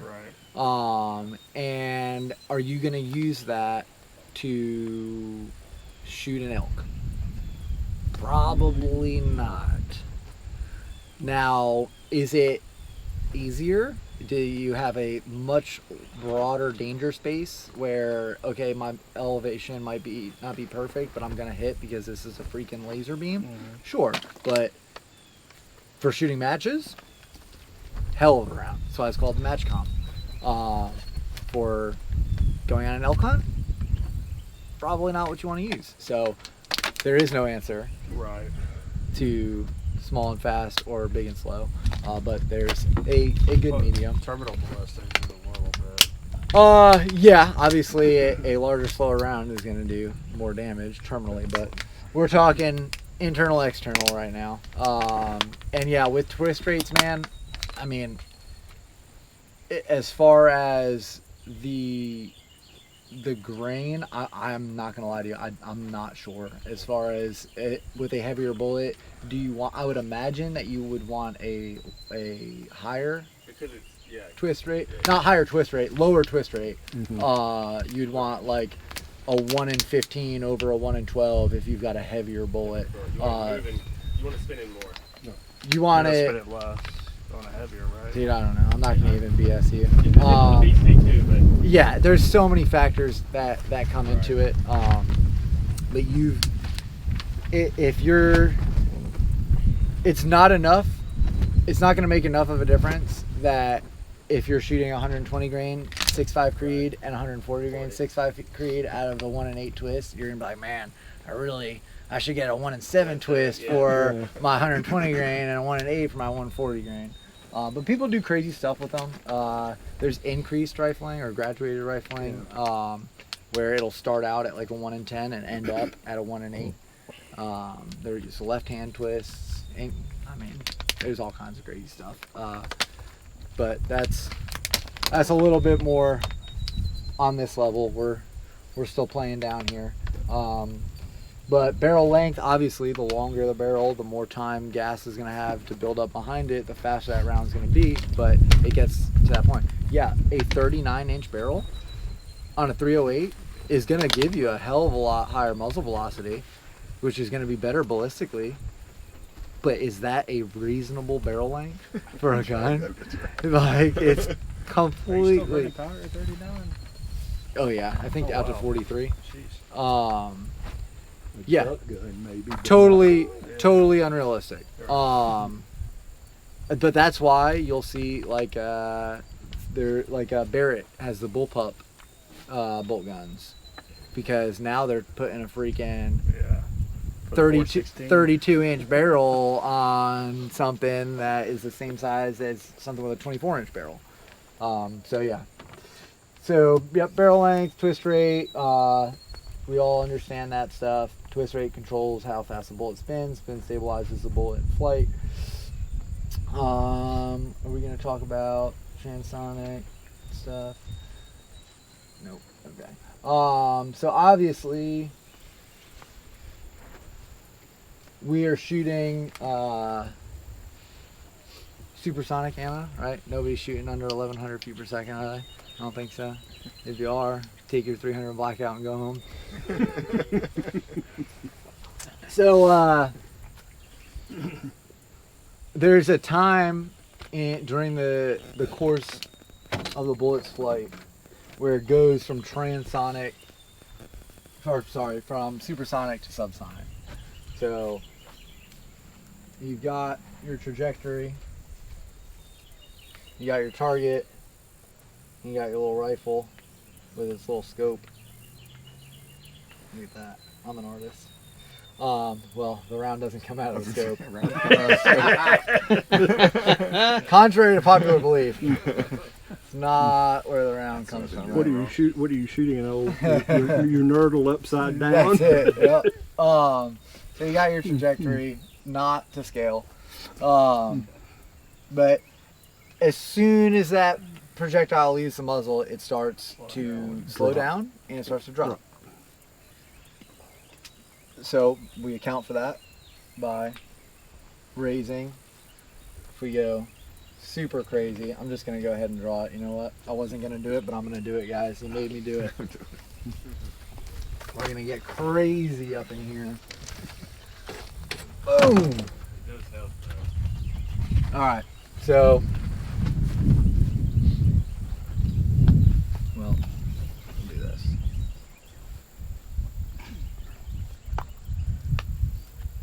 Scope, super long scope rings, barrel, right?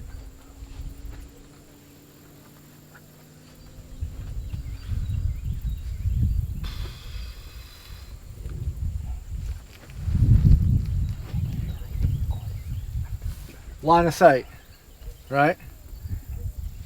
From the center of your scope, center of your crosshairs to the target. You're looking right at your aim point.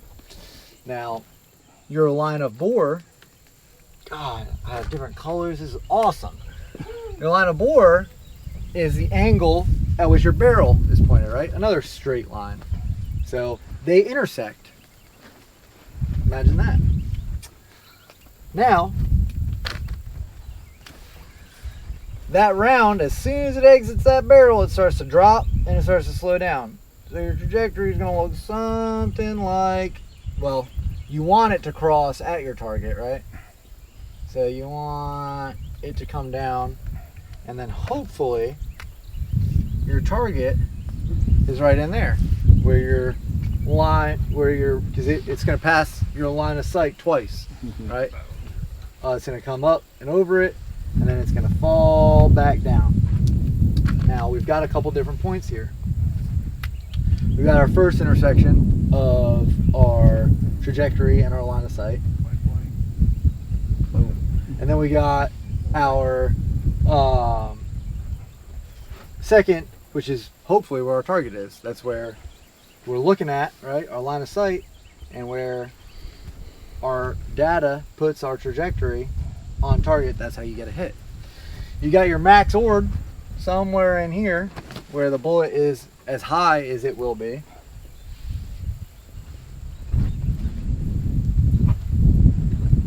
And then you've got this crazy area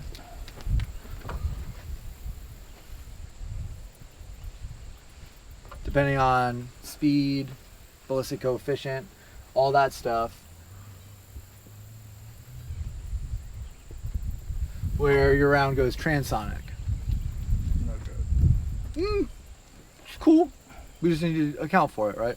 So it's supersonic all throughout here, and then it drops to 1100 feet per second and below. So the transonic zone or transonic range is the most unpredictable point in the bullet's trajectory in that path of flight.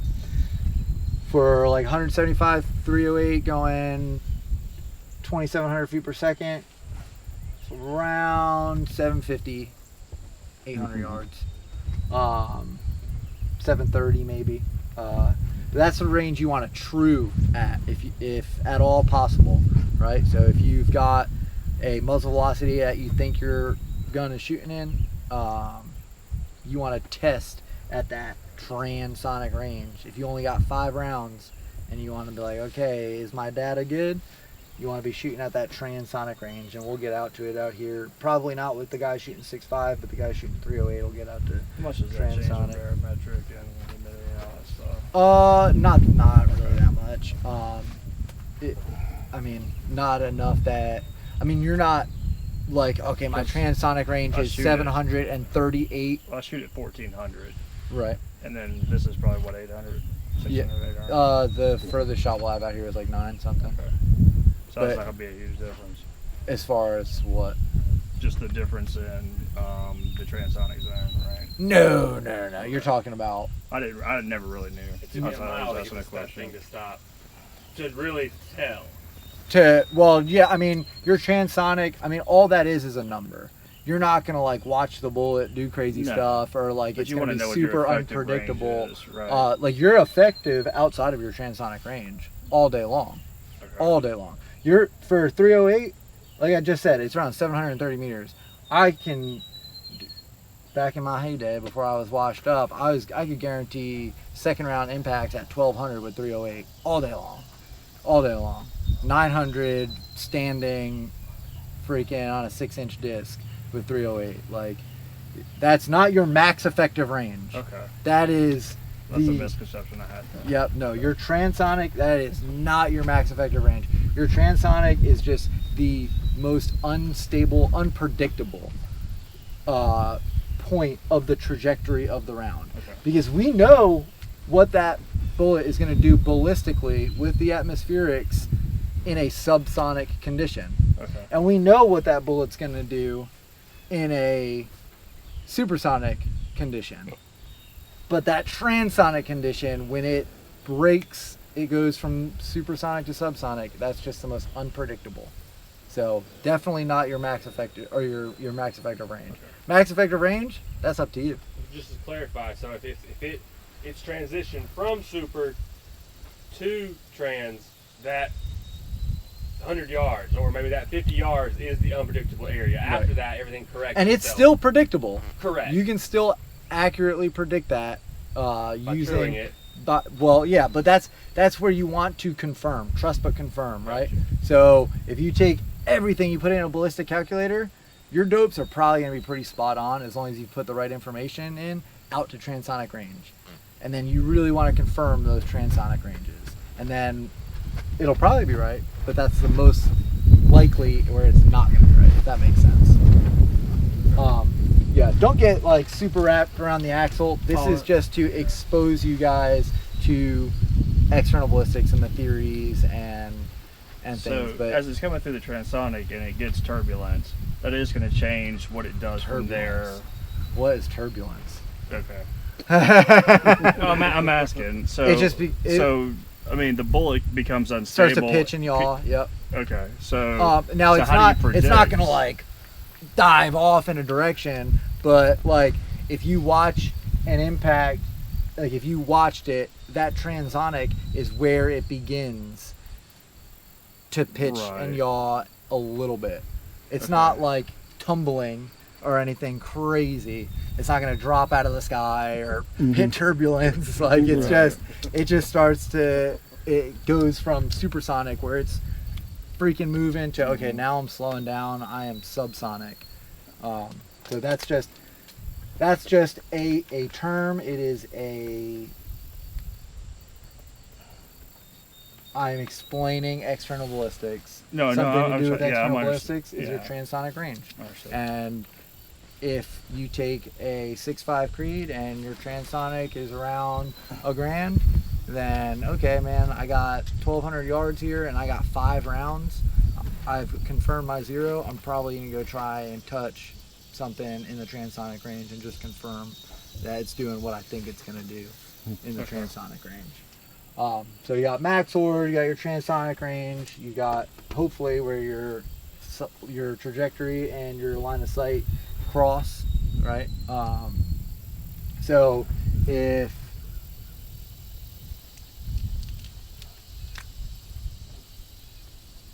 you hit high on a target, right? Here's your target, and you hit high, that's because that target's closer than the data you put on that gun, right? That's what theoretically, right? If you do everything perfect. Perfect, right. Yep. If you hit low on a target, it's because that target is further away, theoretically, if you do everything right. There's a lot of ifs, I know. Then the data that you put in that scope, right? The scope's not doing anything wrong. You're just giving it the wrong information, right? And that's why we trust but verify. That's why we want to get the information and we want to put it downrange. We want to test it and make sure that it's right. So that's a little bit of trajectory for you, a little bit of external ballistics. Obviously, as soon as it comes out, like we talked about, starts being affected by drag, starts being affected by gravity. I was talking about slower, faster. I use the sports car versus a train analogy. You know what I mean? Sports car might be able to be a lot faster, get up a lot quicker than a train, but what's going to make it through a concrete wall better? Probably the train. So things to think about is, your weight, your grain, which is how you weigh a bullet, your muzzle velocity, all that stuff. But yeah, it's constantly going to be affected by gravity. Drag is what is not, like, gravity doesn't change, right? Gravity is the same always. What's going to change is your drag, which brings us to, look at that. It's almost as if I went off the trajectory diagram. What affects trajectory? Temperature, altitude, barometric pressure, right? Those are your big atmospheric conditions that are going to affect it. So temperature is going to affect your muzzle velocity. It's going to affect the temperature at which the powder burn, your burn rate of your powder. It's going to affect the metal in the gun. It's going to affect the density of the air. It's going to affect a lot of things. Your altitude, right? Everybody's heard of thinner air at higher altitude, thicker air at lower altitude, right? So your altitude is affecting how that bullet flies through the air and the amount of drag that bullet projectile encounters. Obviously, less drag, higher retained velocity. Barometric pressure. This is also the density of the air, the pressure. It's measured in inches of mercury. Standard is 29.92, I think. Yep, 29.92. Changes in barometric pressure are your changes in altitude, right? So as you adjust altitude, your barometric pressure changes. It's the density of the air. All of that stuff, your barometric pressure, your humidity, your dew point, your temperature, all these atmospheric conditions, you used to have to account for them independently. Now, we account for them all together with density altitude. Density altitude is what you go off of. You'll make a density altitude chart. So here's a DA chart that I have from negative 2,500 feet to positive 2,500 feet, below and above sea level. And you can see every 50 yards from 150 to 1,200. And for example, my 1,000-yard dope at 2,500 feet below sea level is 14.2. My 1,000-yard dope at 2,500 feet above sea level is 12.7. So pretty decent swing there. On a day like today, you probably will see from like morning to height of the afternoon, maybe 500 to 800 foot difference. So maybe I'd be shooting at 500 feet above sea level in the morning and 1,000 feet above in the afternoon, which at 1,000 puts me of a difference between 13.4 and 13.2. So obviously as you stretch out, that gets different. But barometric pressure, or density altitude, sorry, is it's the easiest to track. And what it is it's what, the best way to explain it is what the bullet believes it's flying through, right? So it's standard atmospheric conditions, which is 60 degrees, 50% humidity, 29.92 barometric pressure. And at what elevation with those standard atmospheric conditions, that bullet believes it's flying through. Does that make sense? What that air is doing, like we're probably at like 700 feet above sea level right here, but maybe more than that. I don't know. That's what tack farm is. That's what I was asking earlier. I shoot at 1,400 feet elevation, so this is 700, so that's gonna be. I don't know. I mean, but Maybe no, it has nothing to do with it if the density altitude is the same. Yeah, Gotcha. You can shoot. So you can. It's I can density, altitude, or elevation. They're one and the same sort of.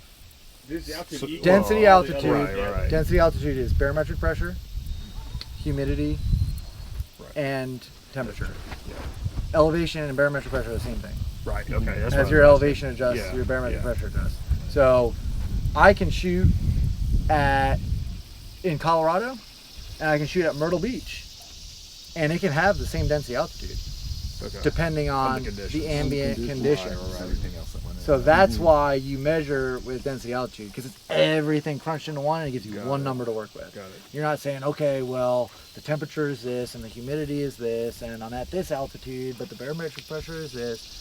Don't need to worry about all I that. didn't have a You got it. barometric pressure reader. See, I didn't either when I first Yeah, started. so And- I had and to kinda going out to crank the it out. range, I would get very upset because I needed the range signs as well Yeah. to tell me to confirm my dope. Right. Now you Once don't. I got into DA and Yeah. got the correct devices, I was like, So one I number, grew up spot on the crappy way, so that's why I got questions. Density altitude, baby. We're gonna And need you can go on, good devices. but you don't even need it. You don't need to go out and buy a Kestrel. Weather. You can pull out your phone and go on Weather Underground and say, Is that corrected? what's though, the or is that- density altitude at my closest weather station?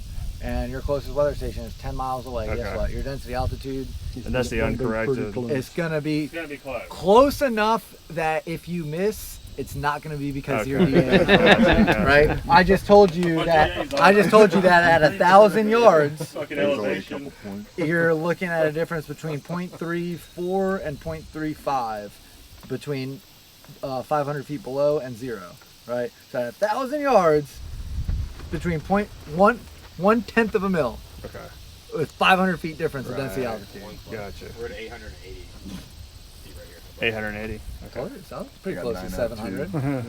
700. So if it was standard atmospheric conditions today, right, I would be shooting we're at 880, I'd be shooting at a density altitude of 1,000 feet. But it's not 60 degrees with 50% humidity. It's a million degrees with a bazillion% humidity. So, here's a good one. Who here has heard that humid air is denser air? I used to believe that. I did too before I came here last When I time. came- yeah. It makes sense, doesn't it? Human air is what? Yeah. Denser. Colder air can Than hold cold more air. moisture. humid air. Yeah, Right? Yeah. Right? If it's humid, if Yeah, it's there's 100% more vapor. humidity, you figure, oh, there's more water vapor that But air warm is air can thicker. hold more water. But Right. really, the more humid the air is, the less dense the air is. Because the water vapor in the air the water molecules in the air, it displaces the air molecules. Science. Yeah. Science. Science with and you. math. Not to mention the bullet creates its own cone. Correct. Well, now we're talking about something completely It different. doesn't When even people touch are the like, water. what do you mean the rain doesn't affect the trajectory of the bullet? I'm like, really? You think the little raindrop has enough power behind it Right. to knock the trajectory of a piece of metal going 2,800 feet per second? Right. Hate to break it to you, homie. It doesn't work that way. You ever see a Corvette drive through the rain? If a Corvette traveling at 60 miles an hour doesn't get wet, you think that bullet traveling at 2,800 feet per second gets wet? No. But yeah, so the more humid the air is, your dopes are actually going to be lower because that bullet's going to fly through the air easier in humid air. Just rule of thumb, the colder it is, the higher the colder and lower you are, the higher your dope's going to be. The higher and warmer you are, the lower your dopes are going to be. Which is awesome because everybody likes to shoot when it's nice out. What sucks is back in the day, you had to go purposely shoot before we had ballistic calculators and all that stuff. You're like, it's 25 degrees and raining out today. Better go get some dopes. Yeah. But luckily, we don't have to do that. So the DA chart, like I said, every 500 feet is a good one. And the way you'll make one of these is you'll create a table, and like this is something you do when you go home, right? You're not doing it on the range, but you collect your hard data from today, right? So I'll give you guys the density altitude that it is today. And what we can do is we can have somebody find it online, and then we'll go off of a Kestrel, and we'll see what the difference is. Probably not going to be crazy, but you'll do your hard data today, right? And you'll say, all right, I was shooting at 1,200 feet DA today, and these are my dopes.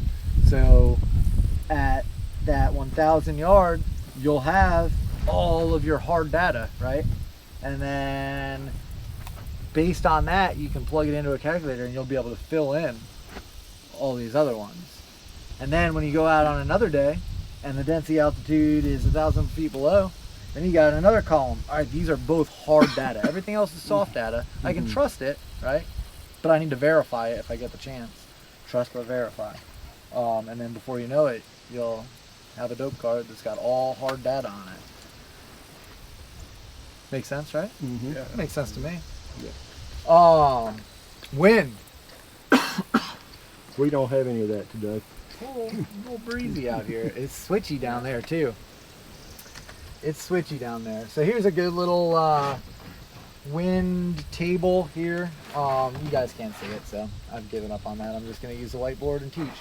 So 1 to 3 miles an hour, your smoke is going to, it doesn't really rise vertically. It'll rise at like a slow angle. You're really not going to be able to see that too much 1 to 3 on vegetation. Like that's probably 1 to 3 and the vegetation is barely moving. So downrange looking through an object, you're not going to be able to see it too good. 4 to 7, you're going to feel it on your face. You're going to see the leaves ruffling. 8 to 12, small twigs are going to be in constant motion as well as the leaves. 13 to 17, you're going to start seeing small branches start to move. Like that. Yeah, like what would you say this wind is coming through here right now? 11. Like based on that? 12. I wouldn't say that. No, Like I imagine how fast you would have to walk like by that, if that makes sense. You know what I mean? Like you're probably that wind right there is probably 4 mile an hour hitting those, hit 4 to 6, hitting those. But that's just right there because we don't feel that on us right now, right? That's just right there, that 4 to 6. 18 to 24, your bigger branches, your trees are going to start swaying. 30 miles an hour to 40 miles an hour, probably just pack it up. Call it an air strike. So I'm going to But go. you're shooting 6.5 Creedmoor though. It doesn't care, right? Yeah, it doesn't care. You don't even have to make wind calls. Right. So we're going to talk about calling wind a little bit. Now, everything we've talked about so far today has been science, right? It's scientific that recoil takes the path of least resistance. It's scientific, everything that gun's doing. Everything the bullet's doing is science and math. Wind is an art. There's science to know, to understand it, but calling wind is an art. And it's something that you have to work on. And it is perishable. Ooh, it is perishable. So we'll talk about the quick wind formula is what I'll expose you guys to. Who here uses ballistic coefficients? I do. I used to before this new lab. Okay. I don't know. So has everybody heard of Now. the different scales on which ballistics are measured? G1 and G7 are two big ones. Yep, there's a few of them. There's a two that we work with in the precision rifle community is the G1 scale and the G7 scale. The G1 scale, and this stuff, I mean, this is just kind of to explain to you. G1 is based off of a round tip, flat tailed round. So like your M855, like your 5.56 stuff, that's just round tip, no hollow point or nothing, and then just a flat base. Your G7 scale is off of a hollow point boat tail round. All right, superior ballistically, aerodynamically. The ballistic or the hollow point is a ballistic. It's not a ballistic hollow point for like terminal ballistics damage on the target. It helps create a pocket of air and helps with the trajectory and ballistics of the round, the external ballistics of the round, not the terminal ballistics of the round. So the way that you measure a projectile is you have those two constants, the G7 constant and the G1 constant. For the quick win formula, we're going to be going off the G1 constant. It's a little less accurate if you're using a ballistic calculator. You want to use the G7 because we're all going to be shooting hollow point boat tails or polymer tip boat tails in here.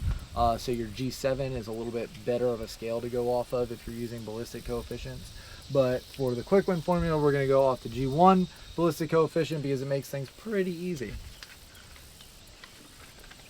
Myron, what's the ballistic coefficient of Alpha Alpha 11? Don't know. God. It's perishable. 0.5.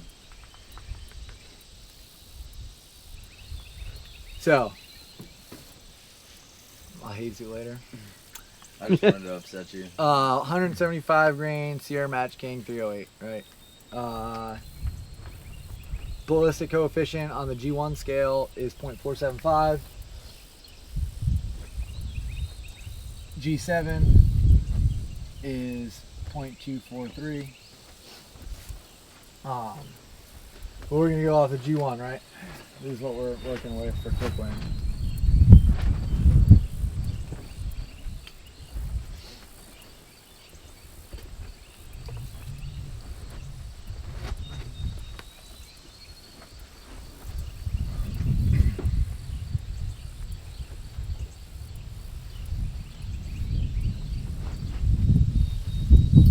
I should be a teacher.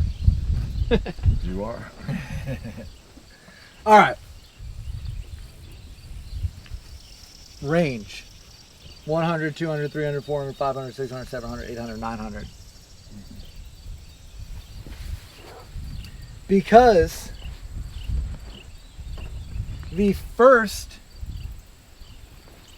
decimal of our G1 ballistic coefficient of 175 grain 308 is 4.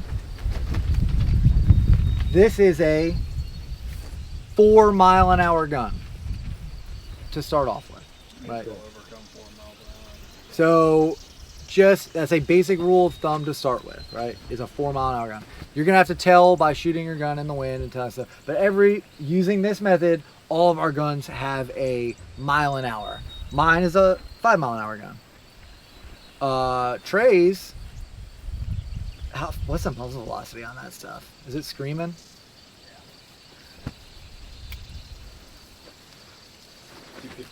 2580. Okay, so no, it's not that fast. So Trey's might be a 4 mile an hour gun. It might have a ballistic coefficient of 0.5 something, but it might be a 4 mile an hour gun. You just have to tell. But I know that the M40 A5 and 6 is a 4 mile an hour gun. Usually you will find that the ballistic coefficient at which your projectile registers on the G1 scale, the first decimal, the first number is going to be what mile an hour gun you are. That's usually, it's not the gospel, but it's a good starting point, right? Like we talked about, wind is an art, it is not a science. So what that means is you will be calling wind in 4 mile an hour increments. So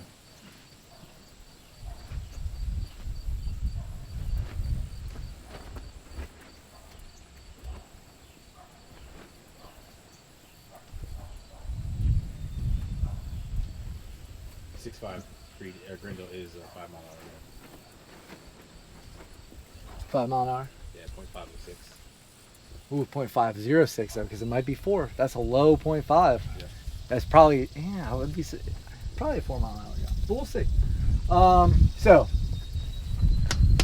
4 mile an hour increments, right? 100, you're really not too worried about this range in here, right? 100 meters, 2,600 feet per second, 2,700 feet per second, 8 mile an hour full value crosswind. You're gonna, if you're shooting at a target 100 meters away, like you're probably gonna be all right.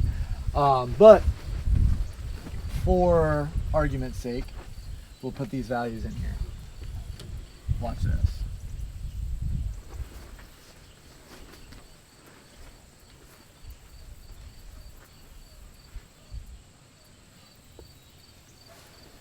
With a full value, 4 mile an hour wind at 500 yards, your wind call is 0.5. With a full value, 4 mile an hour wind at 700 yards, your wind call is going to be 0.7.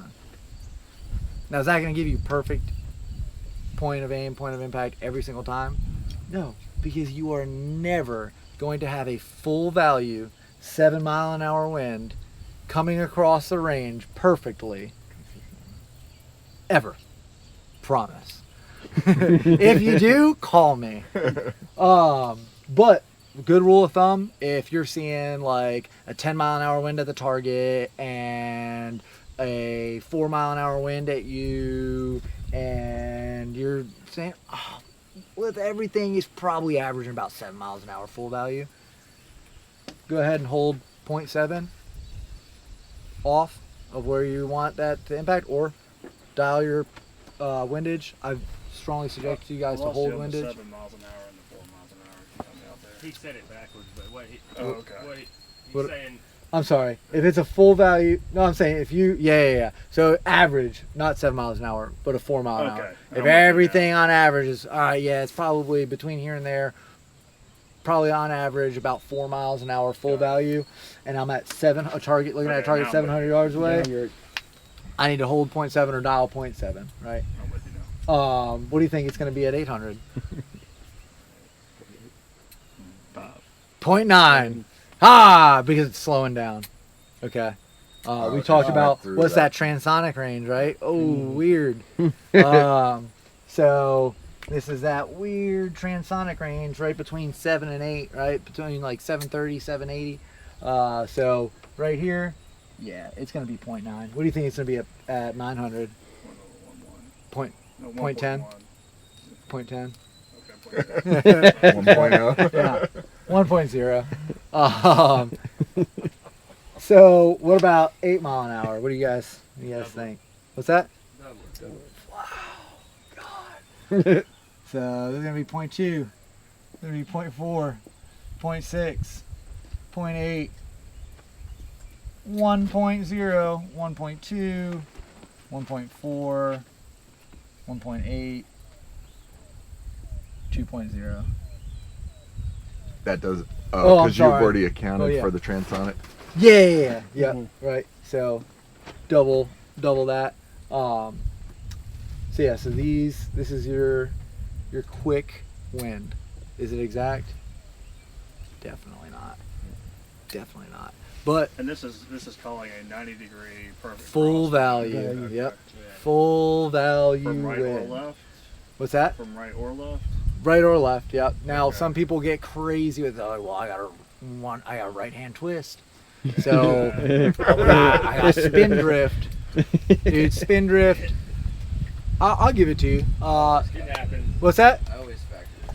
Yeah. See, Like a 0.1 or 2. Yep, I usually did. Guys on that. I was like, what is going on at Yeah, it's not crazy. 1,200 yards, 0.1 left. I'm gonna shave 0.1 off if I'm holding. Like if I am holding left, right? If I have to hold off target left for my wind call because it's a freaking right to left wind, or left to right wind. So I'm holding into the wind, right? Always holding into the wind. And my wind call is 1.2. I'll give it 1.1 because of my right hand twist. It starts to slow down, science, math, but you're not like, all right, well, I'm gonna add 0.1 for spin drift at 500 and 0.2 for spin drift at 600 and 0.3 for spin drift at 700. No, I'd say inside of the transonic range, you're not adding anything for spin drift. But that's why this transonic range is crazy, right? It starts to slow down, starts to do weird things. So that's why we're gonna add a little bit because it's slowing down for that wind call. That's why we might shave or add on 0.1 for that spin drift. So yeah, so now I'm gonna blow your minds here.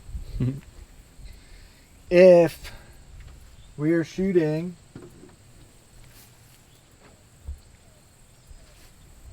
a rifle like that, what is it probably?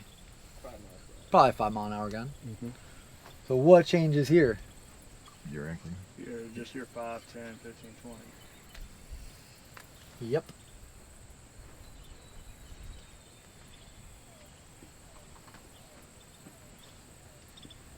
And I'm assuming the deviation is so small that between 4 and 5 miles per hour, it's not going to put you off target that till you get way out there. Right. And that's why it's an art, man. Right. And naked eye, you're not going to tell, but you'll see when we get behind glass, you'll see the mirage. You'll see vegetation moving. You'll see when you miss the target and it kicks up some dust, what direction that dust goes. But it's an art. Now, I'll ask you, we talked about trajectory, right? So, here's our bullet. We've got wind at the target. We've got mid-wind. And we've got wind at the shooter. Right? If you've been to this class before, keep your mouth shut. Who can tell me which wind is the most important to account for? Probably the wind at the target. Why? The slowest. And it's Okay. gonna move the bullet the most. Okay. Anybody have another answer? Oh, with mid-wind, it's exposed to it longer. Okay. Valid. Or the point of impact because it's going to start off the path. Also valid. So, You're all wrong and right. It's all of it. You have to factor in all of it. So You'll suck and you're great. they're mid-wind, shooter wind, and target wind are all different things that you have to account for, but they all mean just as much, right? So think about Brett Favre throwing the perfect spiral with a football. If you've got a giant 20-mile-an-hour fan right in front of him as soon as he releases that football, that's going to affect the trajectory all the way to the top. of that bullet or of that football forever, right? It doesn't only move over and then once it gets out of the wind it starts going straight again. It starts to affect that and now the entire path of trajectory is affected. But that football is moving the fastest at that point, so that 20-mile-an-hour wind is going to do the least to it. Make sense? Midwind. Big thing with midwind, Trey, hit is exposed to it the longest.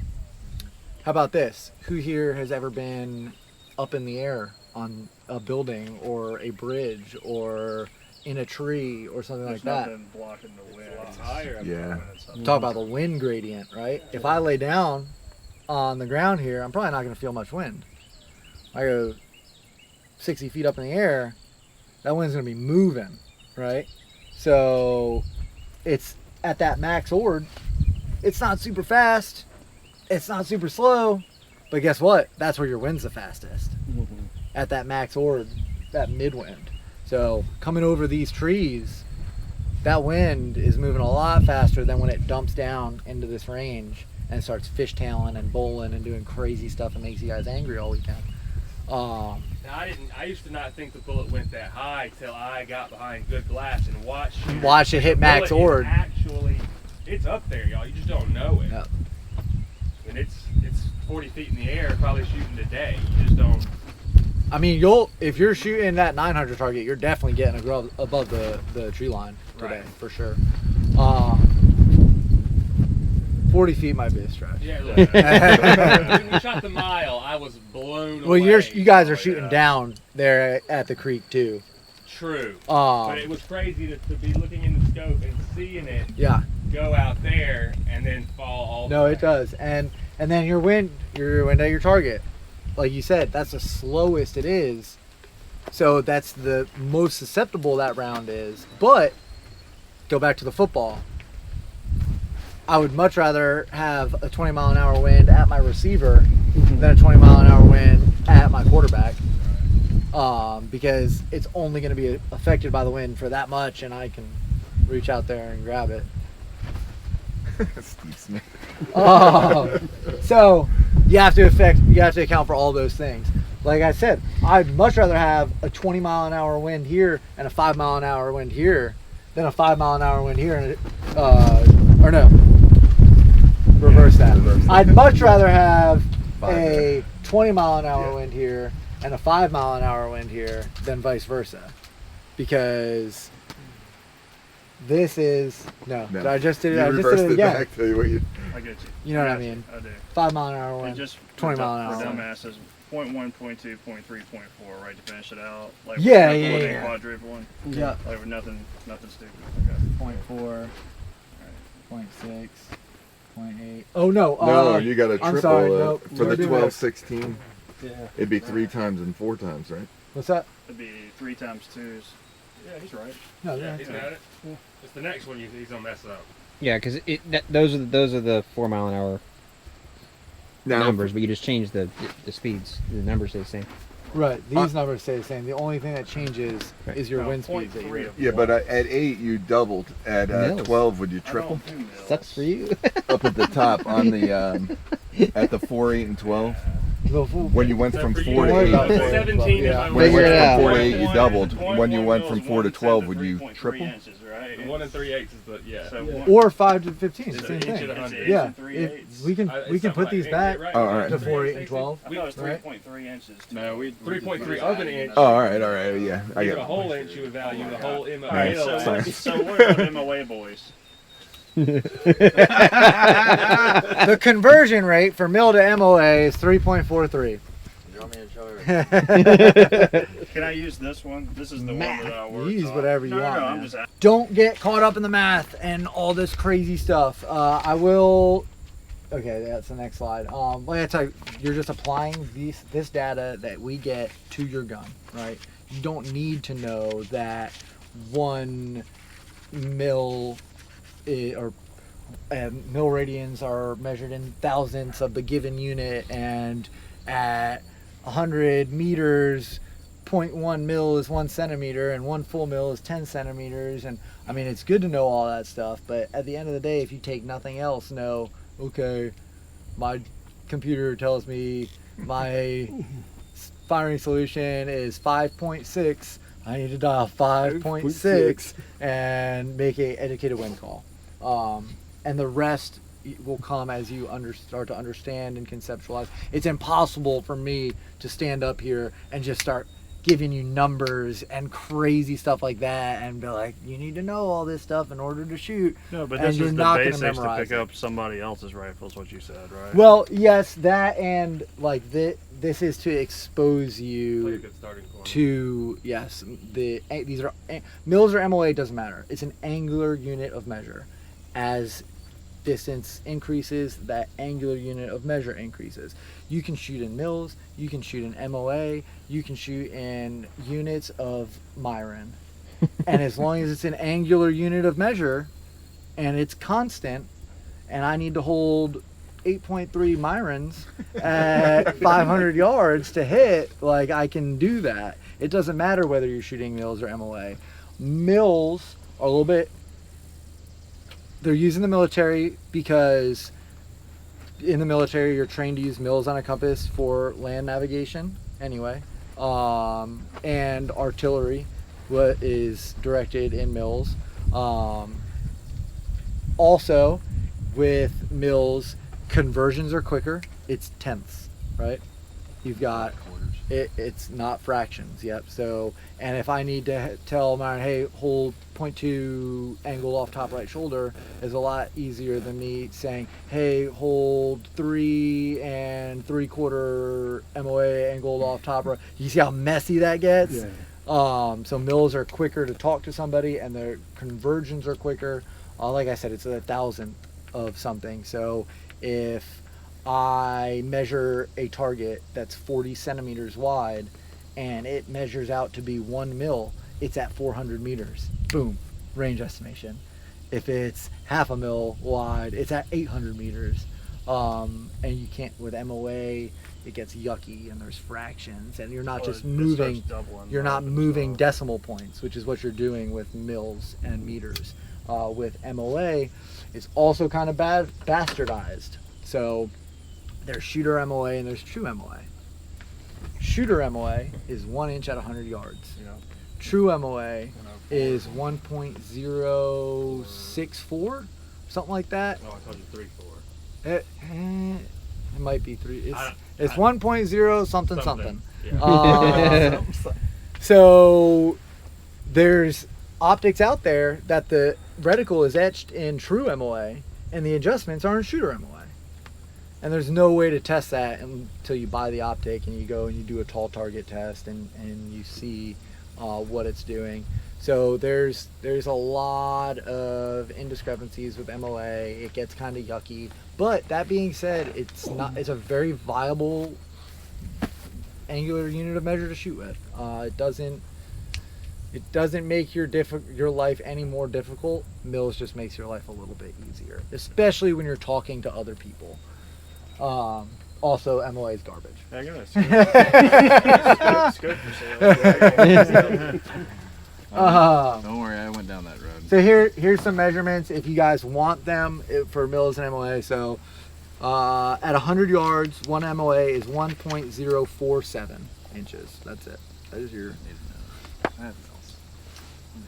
a quarter MOA adjustment, which is what you guys are adjusting, adjust 0.26 inches at 100 yards.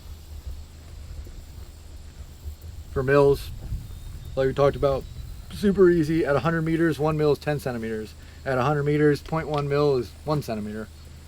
Awesome. I did write down mills because my cousin, she's with me, is in mills, so he's always calling out corrections in mills. That's what like me and Garrett actually want to do team stuff, and I was like translating that over. We're just gonna. Oh, it's a nightmare. Well, he it's thought a he had a mil, nightmare. and I'm laying there. I'm like, give me 2 MOA, and he was like, what? Give me 2 mils to write. He was like, okay. And the bullet just went the same place. I was like, Yeah. like 2. That's the other thing. Scope, and then I Is realized. yeah. He didn't listen to me.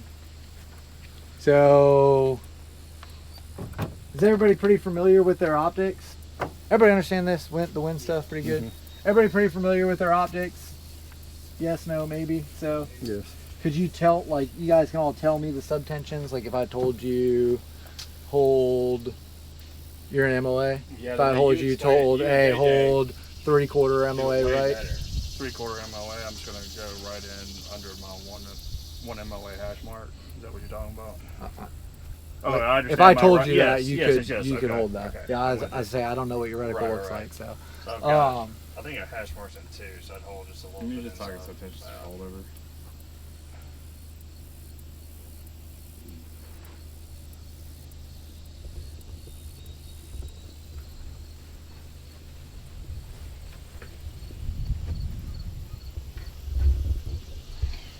Oh, classic Generation 2 mil dot duplex reticle.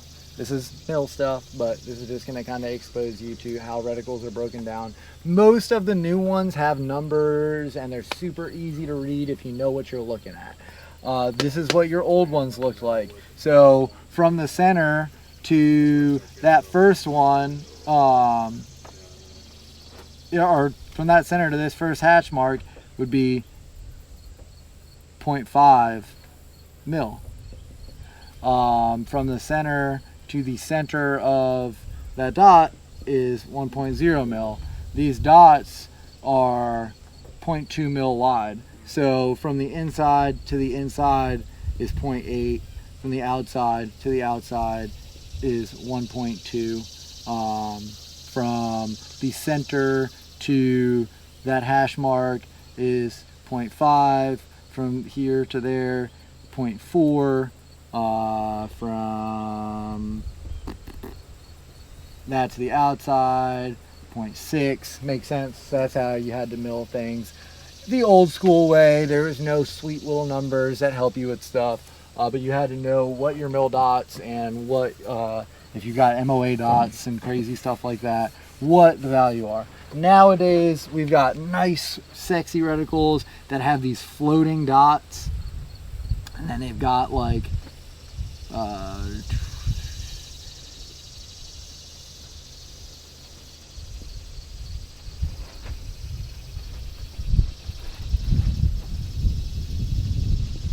this stuff with 0.2, they got 1s and 2s, and this tells you, all right, that's 1 mil, that's 2 mils. These are all 0.2 increments. So if I say hold 0.2, 0.4, or it would be, right, there we go, I'm missing one in there. 0.2, 0.4, 0.6, 0.8, 1 mil, hold 1.2, 1.4, 1.6, 1.8, 2 mils.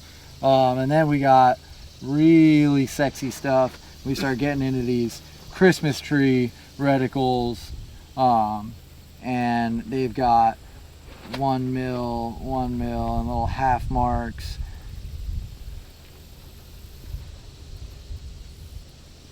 And I say, all right, I need you to hold, that's 1, 2, 3. I need you to hold 3.4, and you're holding here, and I need you to hold 0.5 for wind, and you know, okay, sweet, I got this grid system, I can hold, I don't have to dial anything, I can just use my reticle.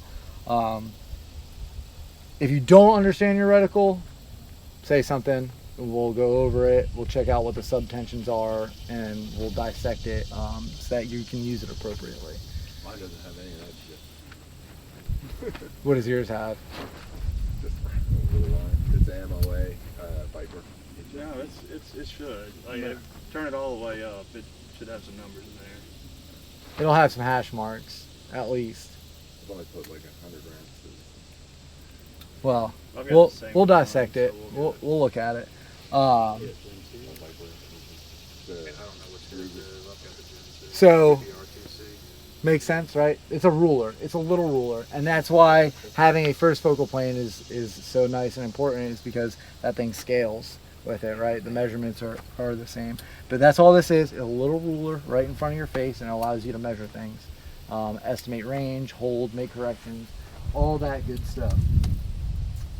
We're gonna cover zeroing, and then we're gonna be done, because I'm sure you guys are tired of listening to me run my mouth. What range should we zero at?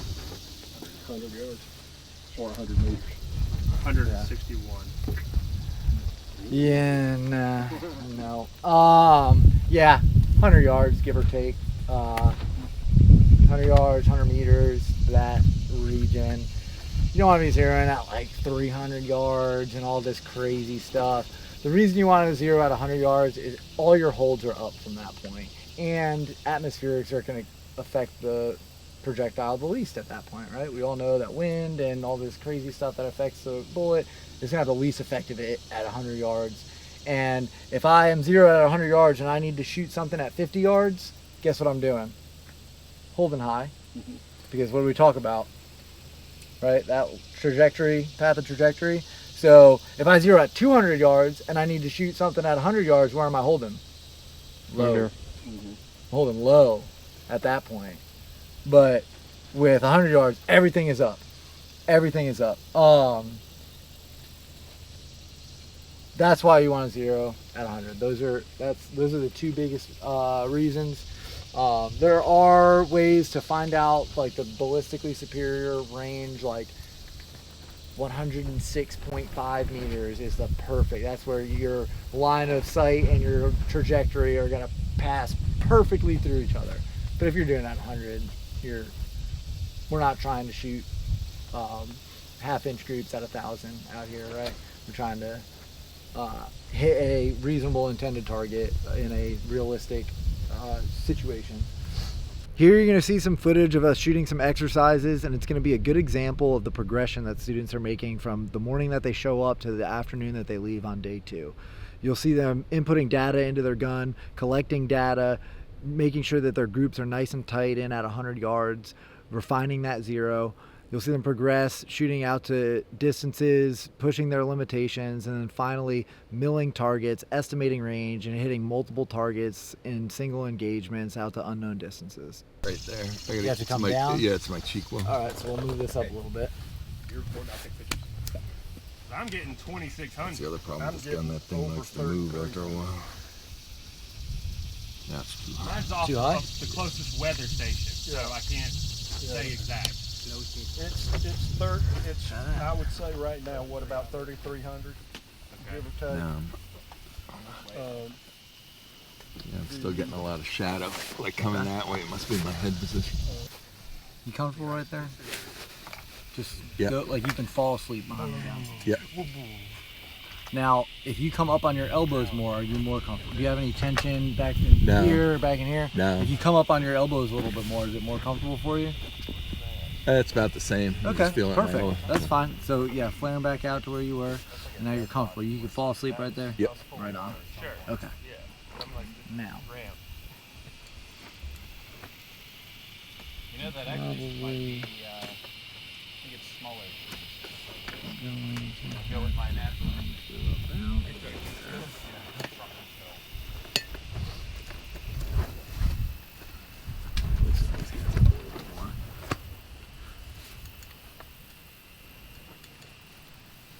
Yeah, make sure you take the right one. What is that? You didn't use the applied? That is applied. That is hideous. So do you need to come Hideous and injured. up or down on your cheek piece? It's all black right Why now. would you not want one? I actually have. Yeah, Look how I have superior to come that is. down. You have to come down? Yeah. I can make it bigger. Oh, because you're using a single shot. Yeah, now. Perfect. Yeah, no shadow, no, no. Now, that's too close. Yep. How is that? Yeah, there's no shadow. No shadow. No, Okay, is this better or worse? worse. Better or worse? A little worse. Perfect. Right on. Like I'm at the eye doctor. That's it, man. Wait a minute, I need to change this. Yep, same thing. Slow, steady squeeze.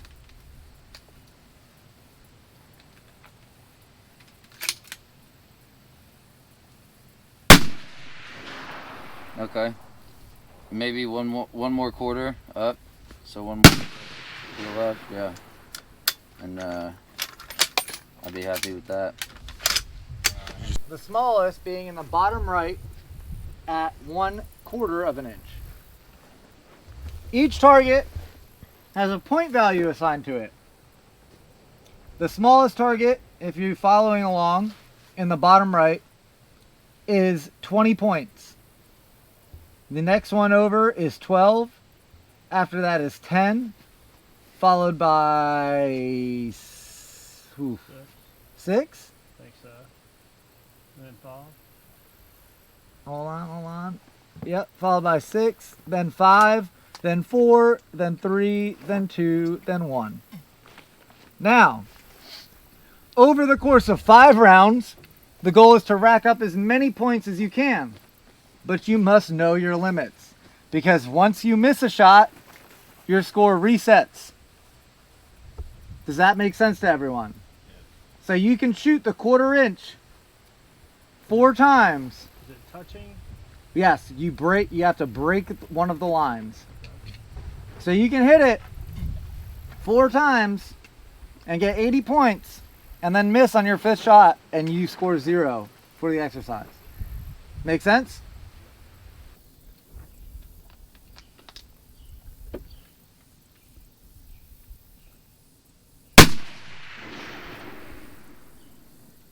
Miss just to the right.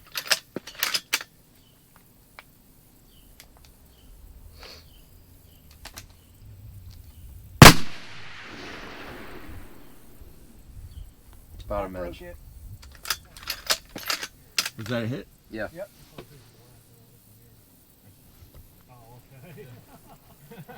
Same thing. There you go. That's 2 right there. Recover. That's 10 points. Same thing. 15. Recover. Good follow throughs. What's he gonna do? Is he gonna go? Same thing.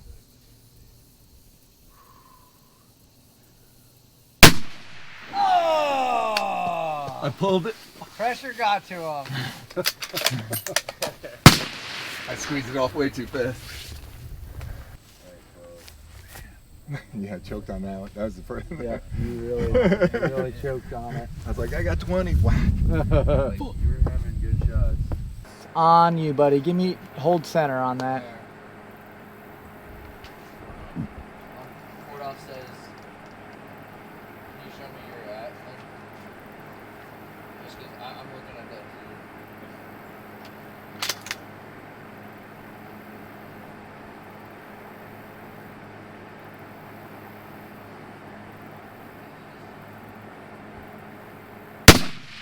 too. Impact. Can't tell where it was, but I think it was off. It's just off the left edge. Yeah, I was gonna say I think it's just hit left edge. I'm gonna hold right side of horizontal line of the 4. Gotcha. Right on the right edge. Like right arm. Yeah, right arm. Okay. Horizontal line of the 4. You got it.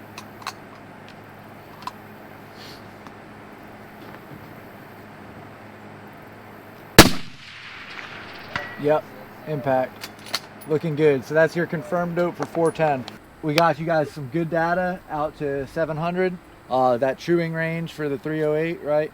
What we're gonna do now is we're gonna pull some actual muzzle velocities from the guns, and we're gonna plug everything in to a actual ballistic calculator and get you guys some like bona fide firing solutions, right? Once we get that, it should be pretty easy to do. We're gonna run through a known distance course of fire, and that'll be firing for today, and then we'll hit it hard tomorrow. Will you He aim is, it yeah. at the target? 2763. Okay. All right, so this is gonna be run. It's a known distance, right? Because you guys are gonna know the range to the targets. We're gonna tell you, I'm gonna walk you on to each one before we do the course of fire so you know where they are.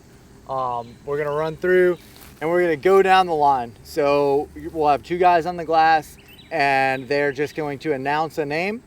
From the time they announce your name, you're gonna have 15 seconds to take that shot. First round impact is worth 10 points. Second round impact is worth 8 points. 2 shots per target, that's all you get, okay? So if you miss, we'll announce it. We'll say miss, re-engage, and then we'll start counting down. We're gonna count down from 10. You'll have 10 seconds to re-engage on a miss. We'll give you a correction, or we'll give you where we saw your miss, and it'll be up to you to give a correction. But that's all it's gonna be. So if I was on the line, you would hear Garrett, target number 1, and then I would have 15, 20 seconds. We're not gonna, To dope it. well, you're gonna have time, right? Because once it gets through, you're gonna have, while the other 5 guys are shooting, you know, okay, we're moving on to target 2. You already know the range to that target. So you'll be able to find that target, get on, apply the right dope, and you'll have that time, probably a couple minutes before it's back to you again. It gets a little fast paced, but you got time. Don't rush. This is more about getting out there. But this is kind of a way to induce a little bit of stress, see where you're at. And obviously the competition just breeds a good environment. So this is what we'll end today. Doing a course of fire like this, it's a UKD unknown distance style course of fire. But like I said, you guys know the distances to these targets. So Myron is gonna call it. I will be the only person on the line, but we'll walk through it, and he'll say Garrett, target number, we're gonna start at 3, target number 3, and then the clock starts. I have to engage. If I hit that target, awesome, I can move on to the next, and we'll just yell impact, and that'll be good. If I miss, it will be miss, re-engage, 10, 9, 8, all the way down to 1. If you don't break that shot in the 10 seconds, it'll be a double miss. If you miss both, it'll be a double miss, 0 points. So without further ado, and we'll show you guys, I'll miss on one of these and show you what like a re-engagement and all that'll look like. I only have 5 rounds, so. We need duct tape. Need something. Insurance. Have all that electrical tape. Make it on. All right, Myron, now I'm ready. Target number 3, Garrett.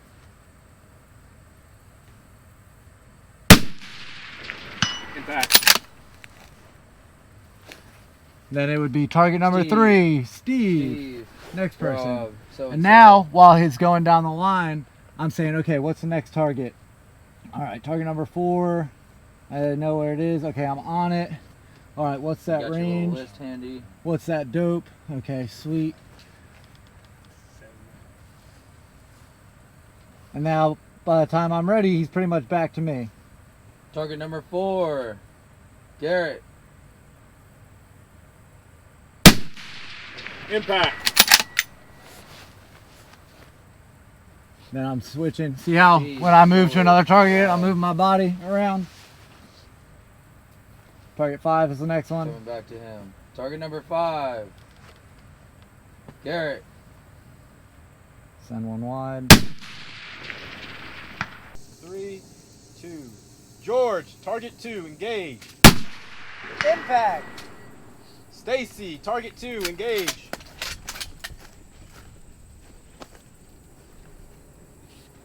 Ten, 9, 8.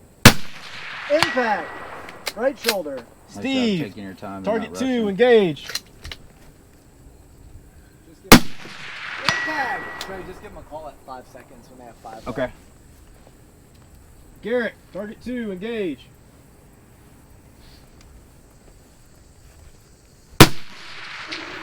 Miss. Re-engage. Re-engage. 10, 9, 8. Double miss. Rob, target 2, engage. You on 0? Impact. Left long. Target 3, here we go. All right, everybody get over to target 3, middle of the range. George, target 3, engage. Miss. Re-engage. 10, Looked off right. 9, Left end. 8. Impact. Stacy, target 3, engage.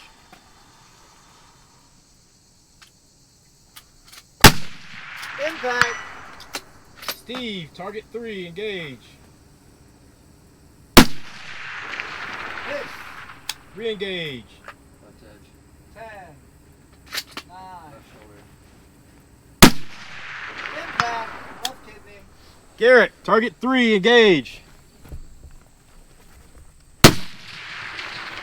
Miss.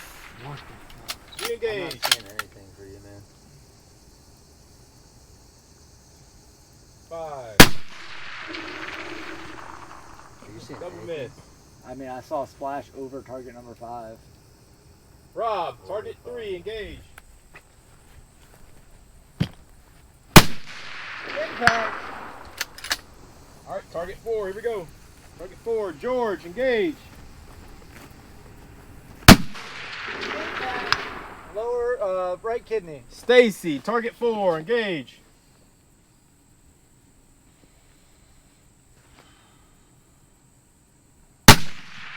Impact. Right spine. Steve, target 4, engage.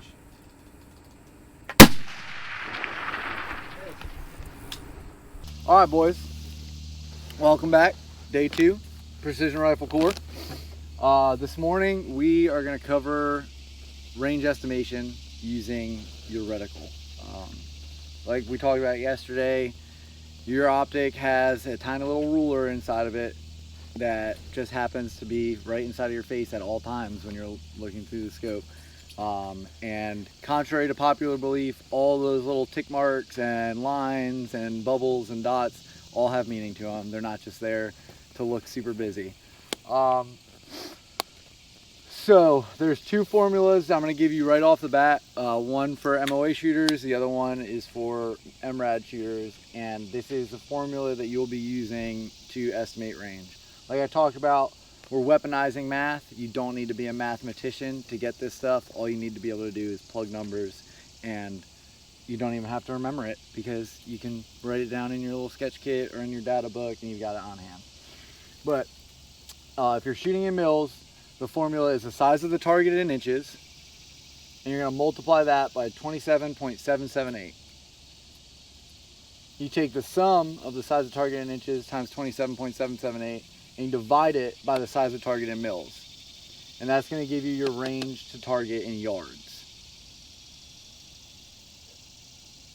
You mil guys, if you ever want to shoot in meters, all you do is you swap out that constant of 27.778 with 25.4. And that'll give you the range in meters to your target. 25.4 is in meters, 27.778 is in yards. I remember that because that number looks a lot more difficult and shooting in yards is a lot more difficult. So the easy number is for shooting in meters. And then if you're shooting in MOA, same thing, except that constant is 95.5. So still you're gonna take the size of target in inches, you're gonna multiply it by 95.5. You take that sum and you divide it by the size of target in MOA, and that'll give you your range to target in yards. Now, how do we measure the size of the target? You need to know something. You can do the back math, like if you know the range to it, right? You sub that out and you can estimate the size in inches. So that's cool if you ever need to know something downrange. Like that's something a lot of law enforcement snipers do, or like raid force snipers. They'll give dimensions of a doorway or a window to the raid force because they'll have a rangefinder and they'll zap the range and then they'll reverse this equation and just get the size and dimensions for the breachers and the entry team and stuff like that. But for us, especially for like this is going to give you, if you get an accurate mil or MOA reading, this is going to give you, boom, dead on, like that's the accurate range. So if you know, if you're measuring like a stop sign that you know the dimensions of, or a 20-inch rim on a car, or something like that, that you know, okay, that's the dimension of that. If you're looking out into a field, there's not so many constants, right? But we can look at, if you're on a hunt or something, you can know do research beforehand. I'm not gonna make stuff up and act like I know the average height of a deer in inches in North Carolina, but if you, I'm sure you can find it online, and then when you're out and you can measure, okay, what's that, estimate range real quick, do the formula, and it'll at least get you on target. Obviously, the further out you get, the more finite you want to be with your measurements, right? The less, we're talking about angular units of measure. So if you're off by a 1/10 of a mil in your mil reading at 200 yards, it's really, you're probably still gonna hit the target, right? But if you're off by a 1/10 of a mil at 1,000 yards, probably not gonna hit the target. Good rule of thumb on what like a lot of military snipers, the standard that they carry is you want to be within 10% plus or minus. So if you can be within 10% of the range on your mil reading, above or below the target, you're still going to be able to get impacts on a man-sized target. So we are going to do some exercises here. We've got our reticle. This is going to be a mil reticle. Quick little admin note for you guys rocking MOA scopes. Absolutely are encouraged to estimate range using your MOA scopes. If you want to get a look at milling using a mil scope, we've got a spotting scope. We've got 2 spotting scopes with mil reticles in them. So if you want to do that and get exposed to that. If you're on the fence thinking, hey, maybe I do want to jump ship and go over to mill, you can get some practice with that and kind of see what the difference is dealing with quarters of MOA versus tenths of mils. So definitely encouraged to do that. We've got the stuff here. Rufus is kind enough to let people look through his beautiful optics. So definitely take advantage of that. Anyway, back to this. So we're gonna call these larger lines, they're gonna be full mil value, and these are gonna be half mil value, right? So this will be 1 mil, 2 mil, 3 mil, and obviously half a mil, 1, 1.5, 2, 2.5, 3. So if we're looking at a target, I'm gonna do a target in a different color. We're looking at a target, and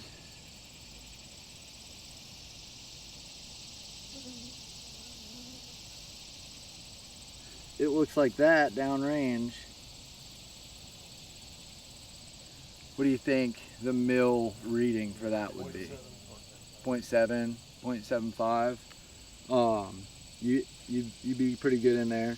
I like to go at least 2 decimal points, at least. Usually I go 3, because it's going to give you a refined aim point, even if I just throw a 5 on the end of it. But if you look here, it's a little bit closer to that half mil mark than it is to this 1 mil mark, right? So maybe 0.68, right? So, because we got 5.6 would probably be around in here, and then it's not quite, maybe 0.69 of the mil reading, but that's good. I mean, you guys all understand right off the bat what we're looking for. So do you think, well, measuring width, you can also measure height, right?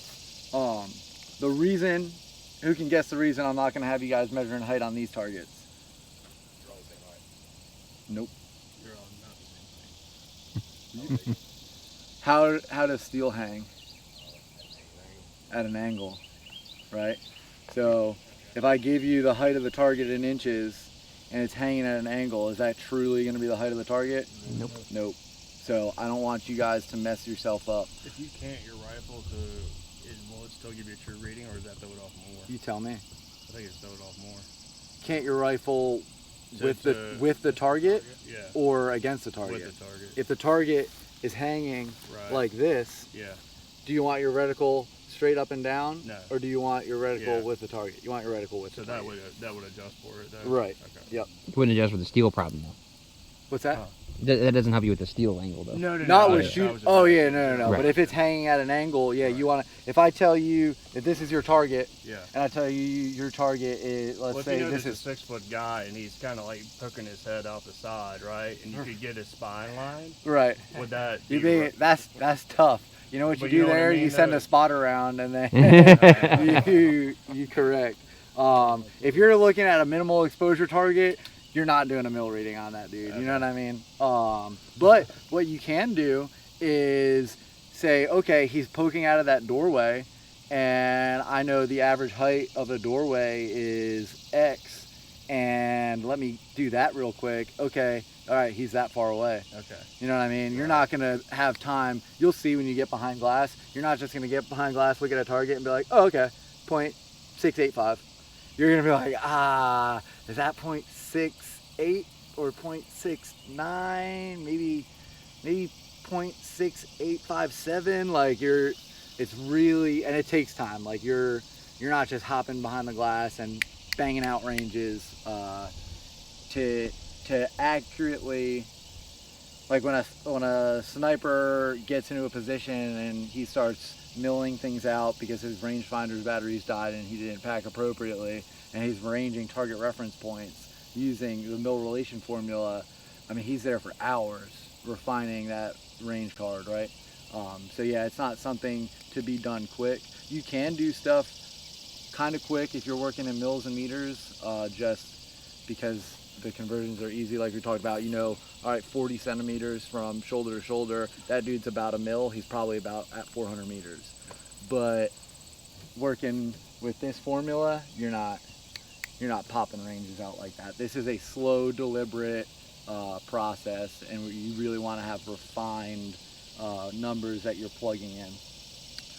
So what if our target is that right there?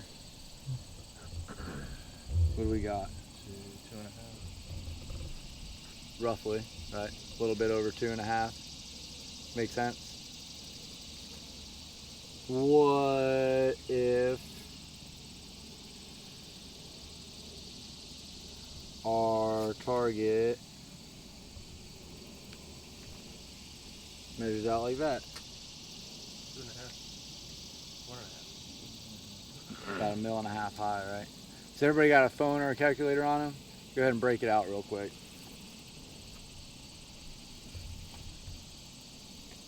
Myron, if you'll just do this with them, make sure, just because I'm not going to sit up here and do the math.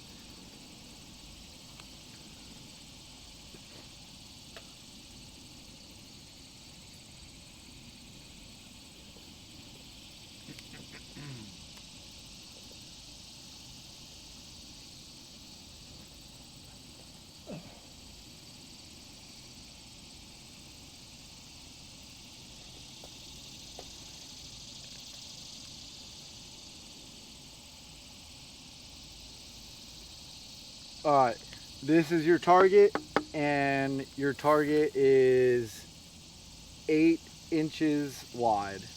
Alright, 8 inches wide.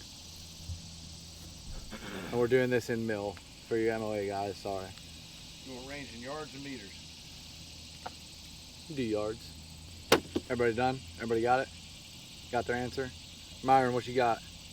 Calling it 0.75. Yep. 296. 296 yards, is that what everybody got? Roughly? Did anyone not get that? What'd you I get? think I have inches wrong. What'd you, What? 129. 129, what? Size of target in inches is 8, I told you. 8.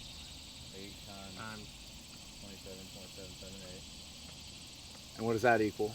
I moved my decimal in the wrong place. I see it. Okay. Alright, do another one. From the center of the reticle.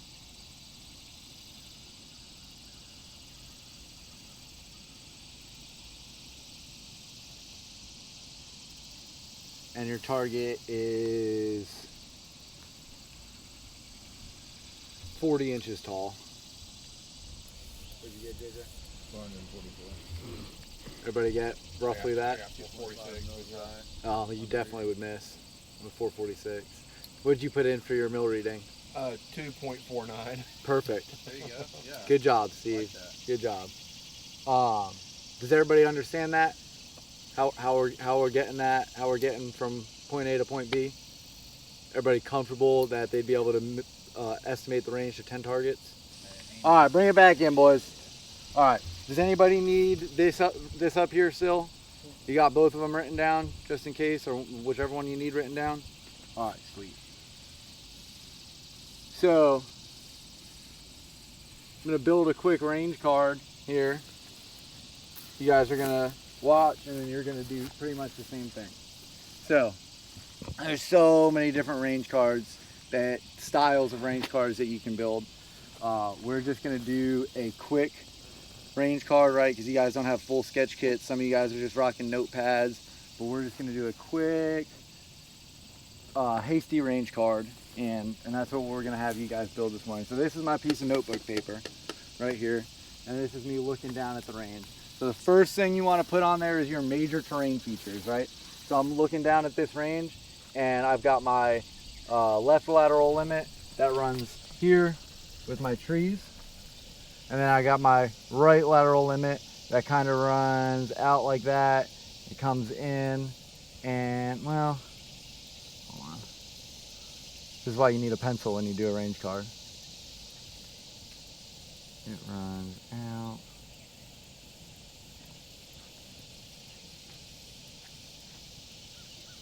and trees like that. Then we got our power pole. Well, we'll do our horizon first. We got that berm in the back that kind of comes down, and then there's a wash below it here. So that's a berm. Right through the berm, we've got the power pole that runs. We've got this guy right here. That's where our 100-meter targets are, right? Power pole kind of runs right down there like that. And then we've got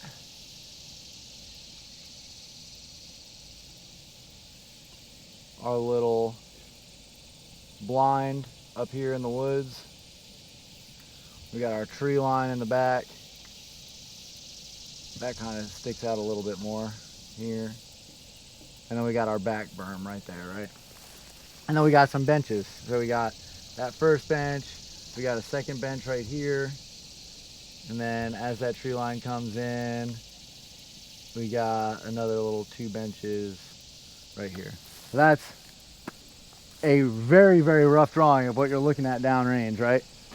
If I drew something in that, you'd be able to reference at least where it is on the range. So there's 2 ways to do this next part. This is kind of busy, so especially if you're doing it on a small piece of paper. So I like to make a little grid here at the bottom, right? So this is the bottom of my range card. That's that wash right there where we have the 100-yard targets. So I'm gonna end my range card there. And now I'm just gonna do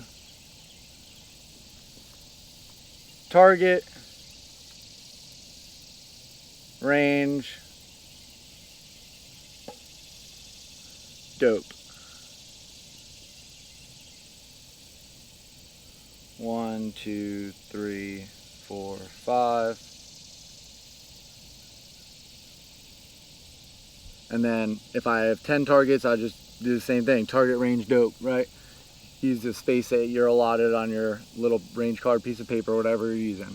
So now I kind of see how the targets are arrayed, but I'm gonna get in glass and I'm gonna start placing those targets. So I'm gonna scan. That first target I see is in line with the bench down there, right? And that's this. This is my first bench right here. So we'll make it into a bench so it looks even more appropriate. And then I'm gonna draw my target that I see. There it is. And I'm gonna say target number 1. And then down here, I'm gonna range it. If I have a rangefinder, I'm gonna estimate the range. If I'm estimating the range, I'm gonna say, okay, range is 200, my dope, 0.5. And then, all right, scan, where's my next target? Oh, it's just to the left of the power pole, kind of in the center of the range. Now that I'm looking down there, there's actually a little natural crest that kind of separates the range from the front half and the back half before that berm. And target number 2 is right there on that crest, just to the left of the power pole. So I'm gonna put target number 2 just on that crest to the left of the power pole. 2. Now, target number 2, I range that. Okay, that's at 300 yards. What's my dope? My dope is 1.0. Looking down range. Oh look, there's target number 3. It's right along the tree line, just underneath the blind. So I'm gonna put my next target right here. I'm gonna give it a little 3 so that I know which target I'm talking about, if my marker will work. I'm gonna range that. My dope is 400 on target number 3, and my dope is 2.3. So it's up to us to decide which is target 1, which is target 2, which is target 3, or are you going to give them to us? They're labeled down there, okay. So you'll see them. Okay. So go by that. And when I give you, we're going to give you guys, as you make your range cards, I'm going to give you the information. So I'm going to give you each target, and I'm going to give you the dimensions. Would you run that with a battle 0? Target. Would you run, like if you were in a real life situation, would you run that with a battle 0, or would you actually hold? Well, situation dependent. Okay. If I have to engage multiple targets, I'm probably gonna put on a max point blank dope and like if my targets were arranged between 200 and 600, I would probably put on, I would find my dope. I like to put on a whole number, right? So I don't want to dial on like 1.3 and do holdovers. So I put dial on a mil or 2 mils. Hit critical out to 500, then start dialing past 500. If I have to engage on that, like man, situate, like there's no right answer. Whatever you're comfortable with, whatever. Like if they told me, hey, you need to engage targets between 200 and 600 as rapidly as possible, I'm probably gonna throw on like 3 mils and hold high and low for that. Or I can, that's with the old, like what we had in the Marine Corps, the Gen 2 mil dot duplex. With the Christmas tree reticles now, you don't have to dial anything. That's why the Horse and those Tremor 3s and stuff like that were developed. You just maintain your 0 and you hold for elevation and you hold out for wind. That's why you got the Christmas tree lines. So yeah, if I was rocking a Tremor 3, I wouldn't do anything. And funny you should ask that, because guess what one of our courses of fire is going to be today? No touching your turrets, hold for everything. So does that make sense? So when this alleviates the problem that we run into yesterday of talking everybody onto the target, okay, everybody can see it, you are going to build this range card, you're going to get situational awareness. You're going to notice things downrange while you're scanning for targets, and you're going to be like, hey, I remember that from yesterday. That was right near this target. I remember the range to that. So then when you estimate the range today and you get a crazy number, you're like, that doesn't look right. And then you look at a reference point from yesterday of a known range and you're like, okay, that thing was right by the blue barrel yesterday and it was at 600, and now I'm getting 425 on it, but it's still right next to the blue barrel. That's probably not right. I need to check my math. But this also allows you to, okay, my next, like, say you just shot target number 2 in our UKD course of fire, and rather than scanning out here and looking for where the target is, you come out of your glass and you look, okay, target number 3 on the tree line just below the blind. You look out, you see the blind, you look just below it on the tree line, get in your glass and you're on target. Make sense? Pretty sexy stuff, huh? Any questions? And then judging by where your impact is, you can tell if you're off or like how far off you are on your call out too, right? So if you're holding at the head, you hit, low body, you can be like, okay, that was a little further than I thought. Mm-hmm. Okay. Any questions on this stuff? We're going to be walking around helping you guys out. Build your rain cards, range your stuff. Your MOA guys, like I said, if you want to hop on some mill reticles to just see what it has to offer, feel free. If you want to get behind my rifle and mill some stuff out with my rifle. What do you guys think is super, super important when you're getting a mill reading? What's the most important thing to adjust on your gun? Parallax. You don't want that reticle dancing around that target while you're trying to get an accurate reading, right? That parallax needs to be very, very crisp and accurate. All right? And you say, you have, it'll say on there, but do it by eye. Just do not do it. Do not Right. go off of the numbers if your parallax knob has numbers on it. Okay. Don't say, okay, 700 equals 700. I think this is 700 yards away. I need to put my parallax at 700 and get behind glass. You'll watch it. Crank your parallax all the way down and you're like, whew, that's blurry. And then just start working it out until, okay. And then once it gets clear, do the little, move your head around, and you'll see movement when you move your head around. Obviously, you're moving your head on the gun, but you can very distinctly tell the difference between movement in the gun and movement in that reticle moving across the target, especially if you're rocking. Questions? All right, let's get to it, boys. Learn and absorb as much as you can while you're here. So if a round goes down range and doesn't do what you want it to do, do not beat yourself up. Because the only thing that's going to happen is when you start getting angry at yourself or your gear, is you're going to start to lose training value. I know everybody here has put some kind of skin in the game and put some money down to come out here and learn. for 2 days, and you're doing yourself a huge disservice if you start getting in your own head and worrying about your gear and worrying about rounds that are already downrange and you can't do anything about it. So I don't want you guys to lose any training value by beating yourself up. Once that round goes downrange, try and diagnose what you can do better next time.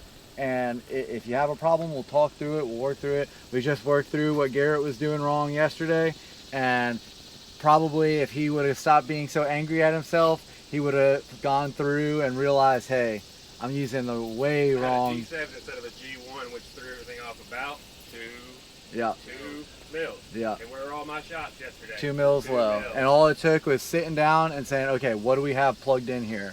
And your G7 BC of 0.611 is like that, to me, is very glaring. And you know enough about ballistic coefficients that when you said to me, I said, what's your G1 BC? And you said 0.611. And I said, really?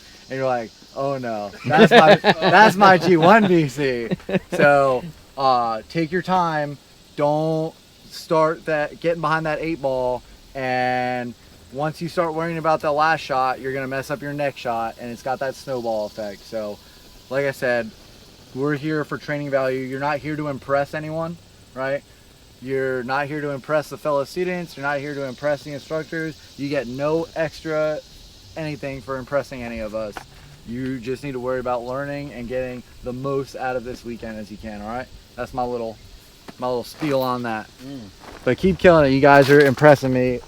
The same way that it ran yesterday, we're going to go down the line. Trey's going to announce the order in which we're shooting. He's going to call your name. You have 15 seconds to engage. If you hit on the first impact, we'll announce impact and we'll move on to the next shooter. If you miss will be called, re-engage will be stated, and you'll have 10 seconds to re-engage. Today we will not be giving you corrections. We will only tell you where you missed. Okay, so you need to spot your own call for yourself and call your own shots. So we will just be announcing where your miss impacted, and it'll be up to you to make the corrections. Does that make sense to everybody? And you miss over the right shoulder, it'll sound something like this. Miss over right shoulder. We're not going to tell you a correction because you could have broke the shot over right shoulder. So if you miss off left edge, we're going to say miss, and then potentially if we can make an educated miss call, hey, you missed 0.2 off left edge. But we will not be giving you corrections. You're going to have to correct for yourself. Target 1, Garrett, engage.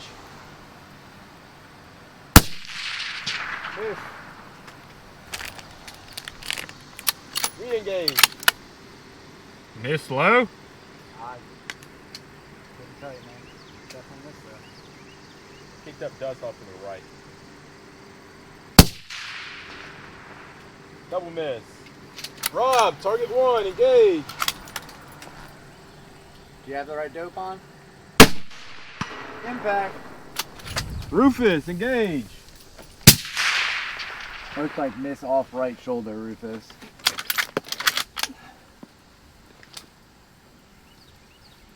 Take your time. You got plenty of time.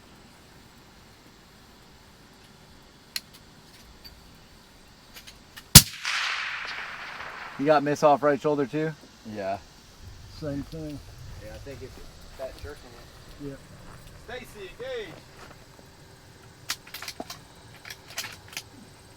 I didn't even catch trace on that. Miss. You on target number 1? Yep. What's your dope at? 0.8. Re-engage.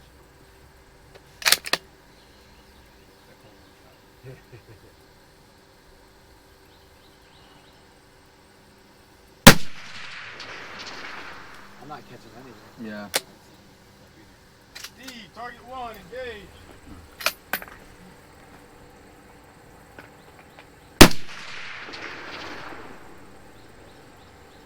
Re-engage.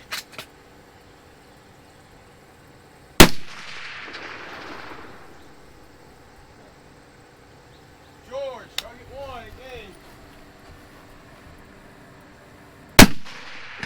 Impact. Who thinks they missed a couple targets because of their range estimation? So that's what I said. Don't beat yourself up, all right? Now we're going to go back at it.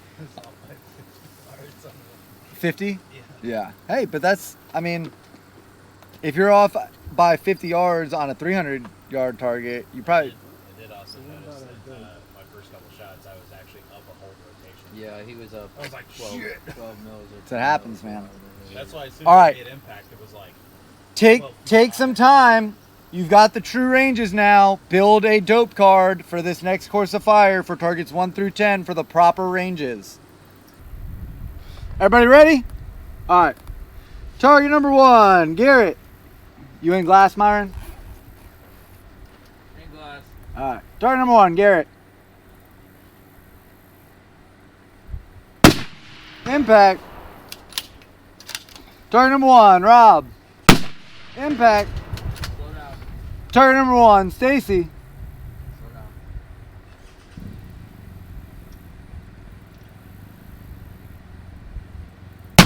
down. Impact. Target number 1, Steve. So let me start by saying, guys, awesome job this weekend. As per usual, you guys impressed the hell out of me.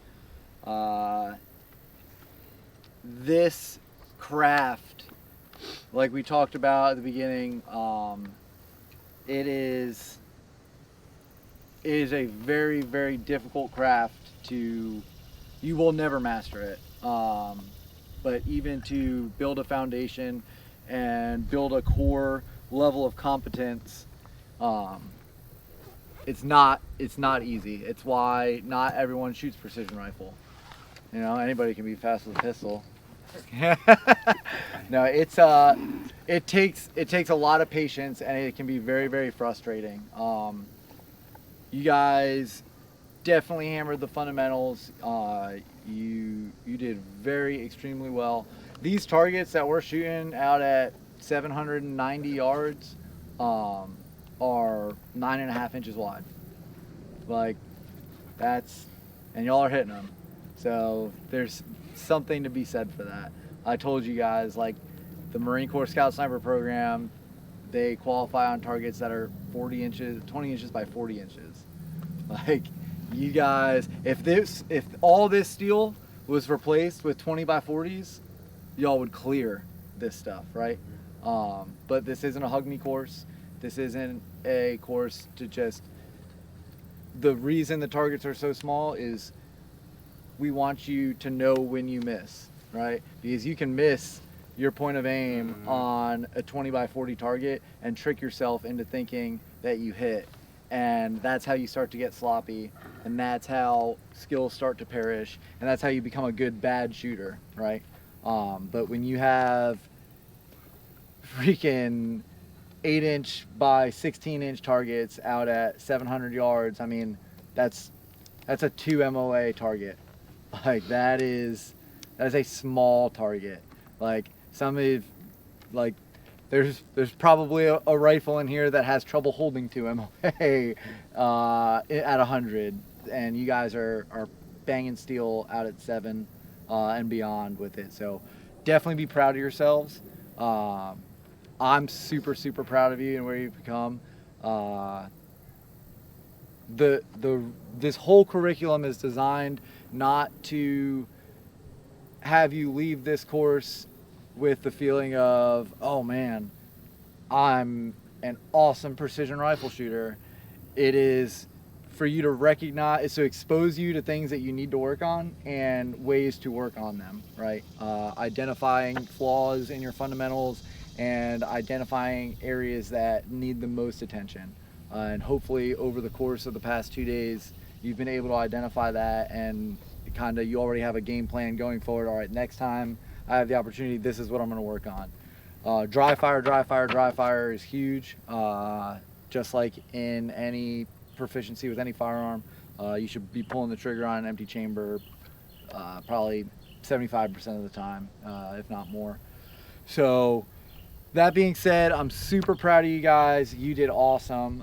Keep your heads up high walking away from here. I'm going to hand out the certificates to the class. We're gonna do a hot wash. Another cool thing with this Whiskey 3 chassis is I've got an ARCA rail down here at the bottom that KRG sells its own attachments for, and it allows for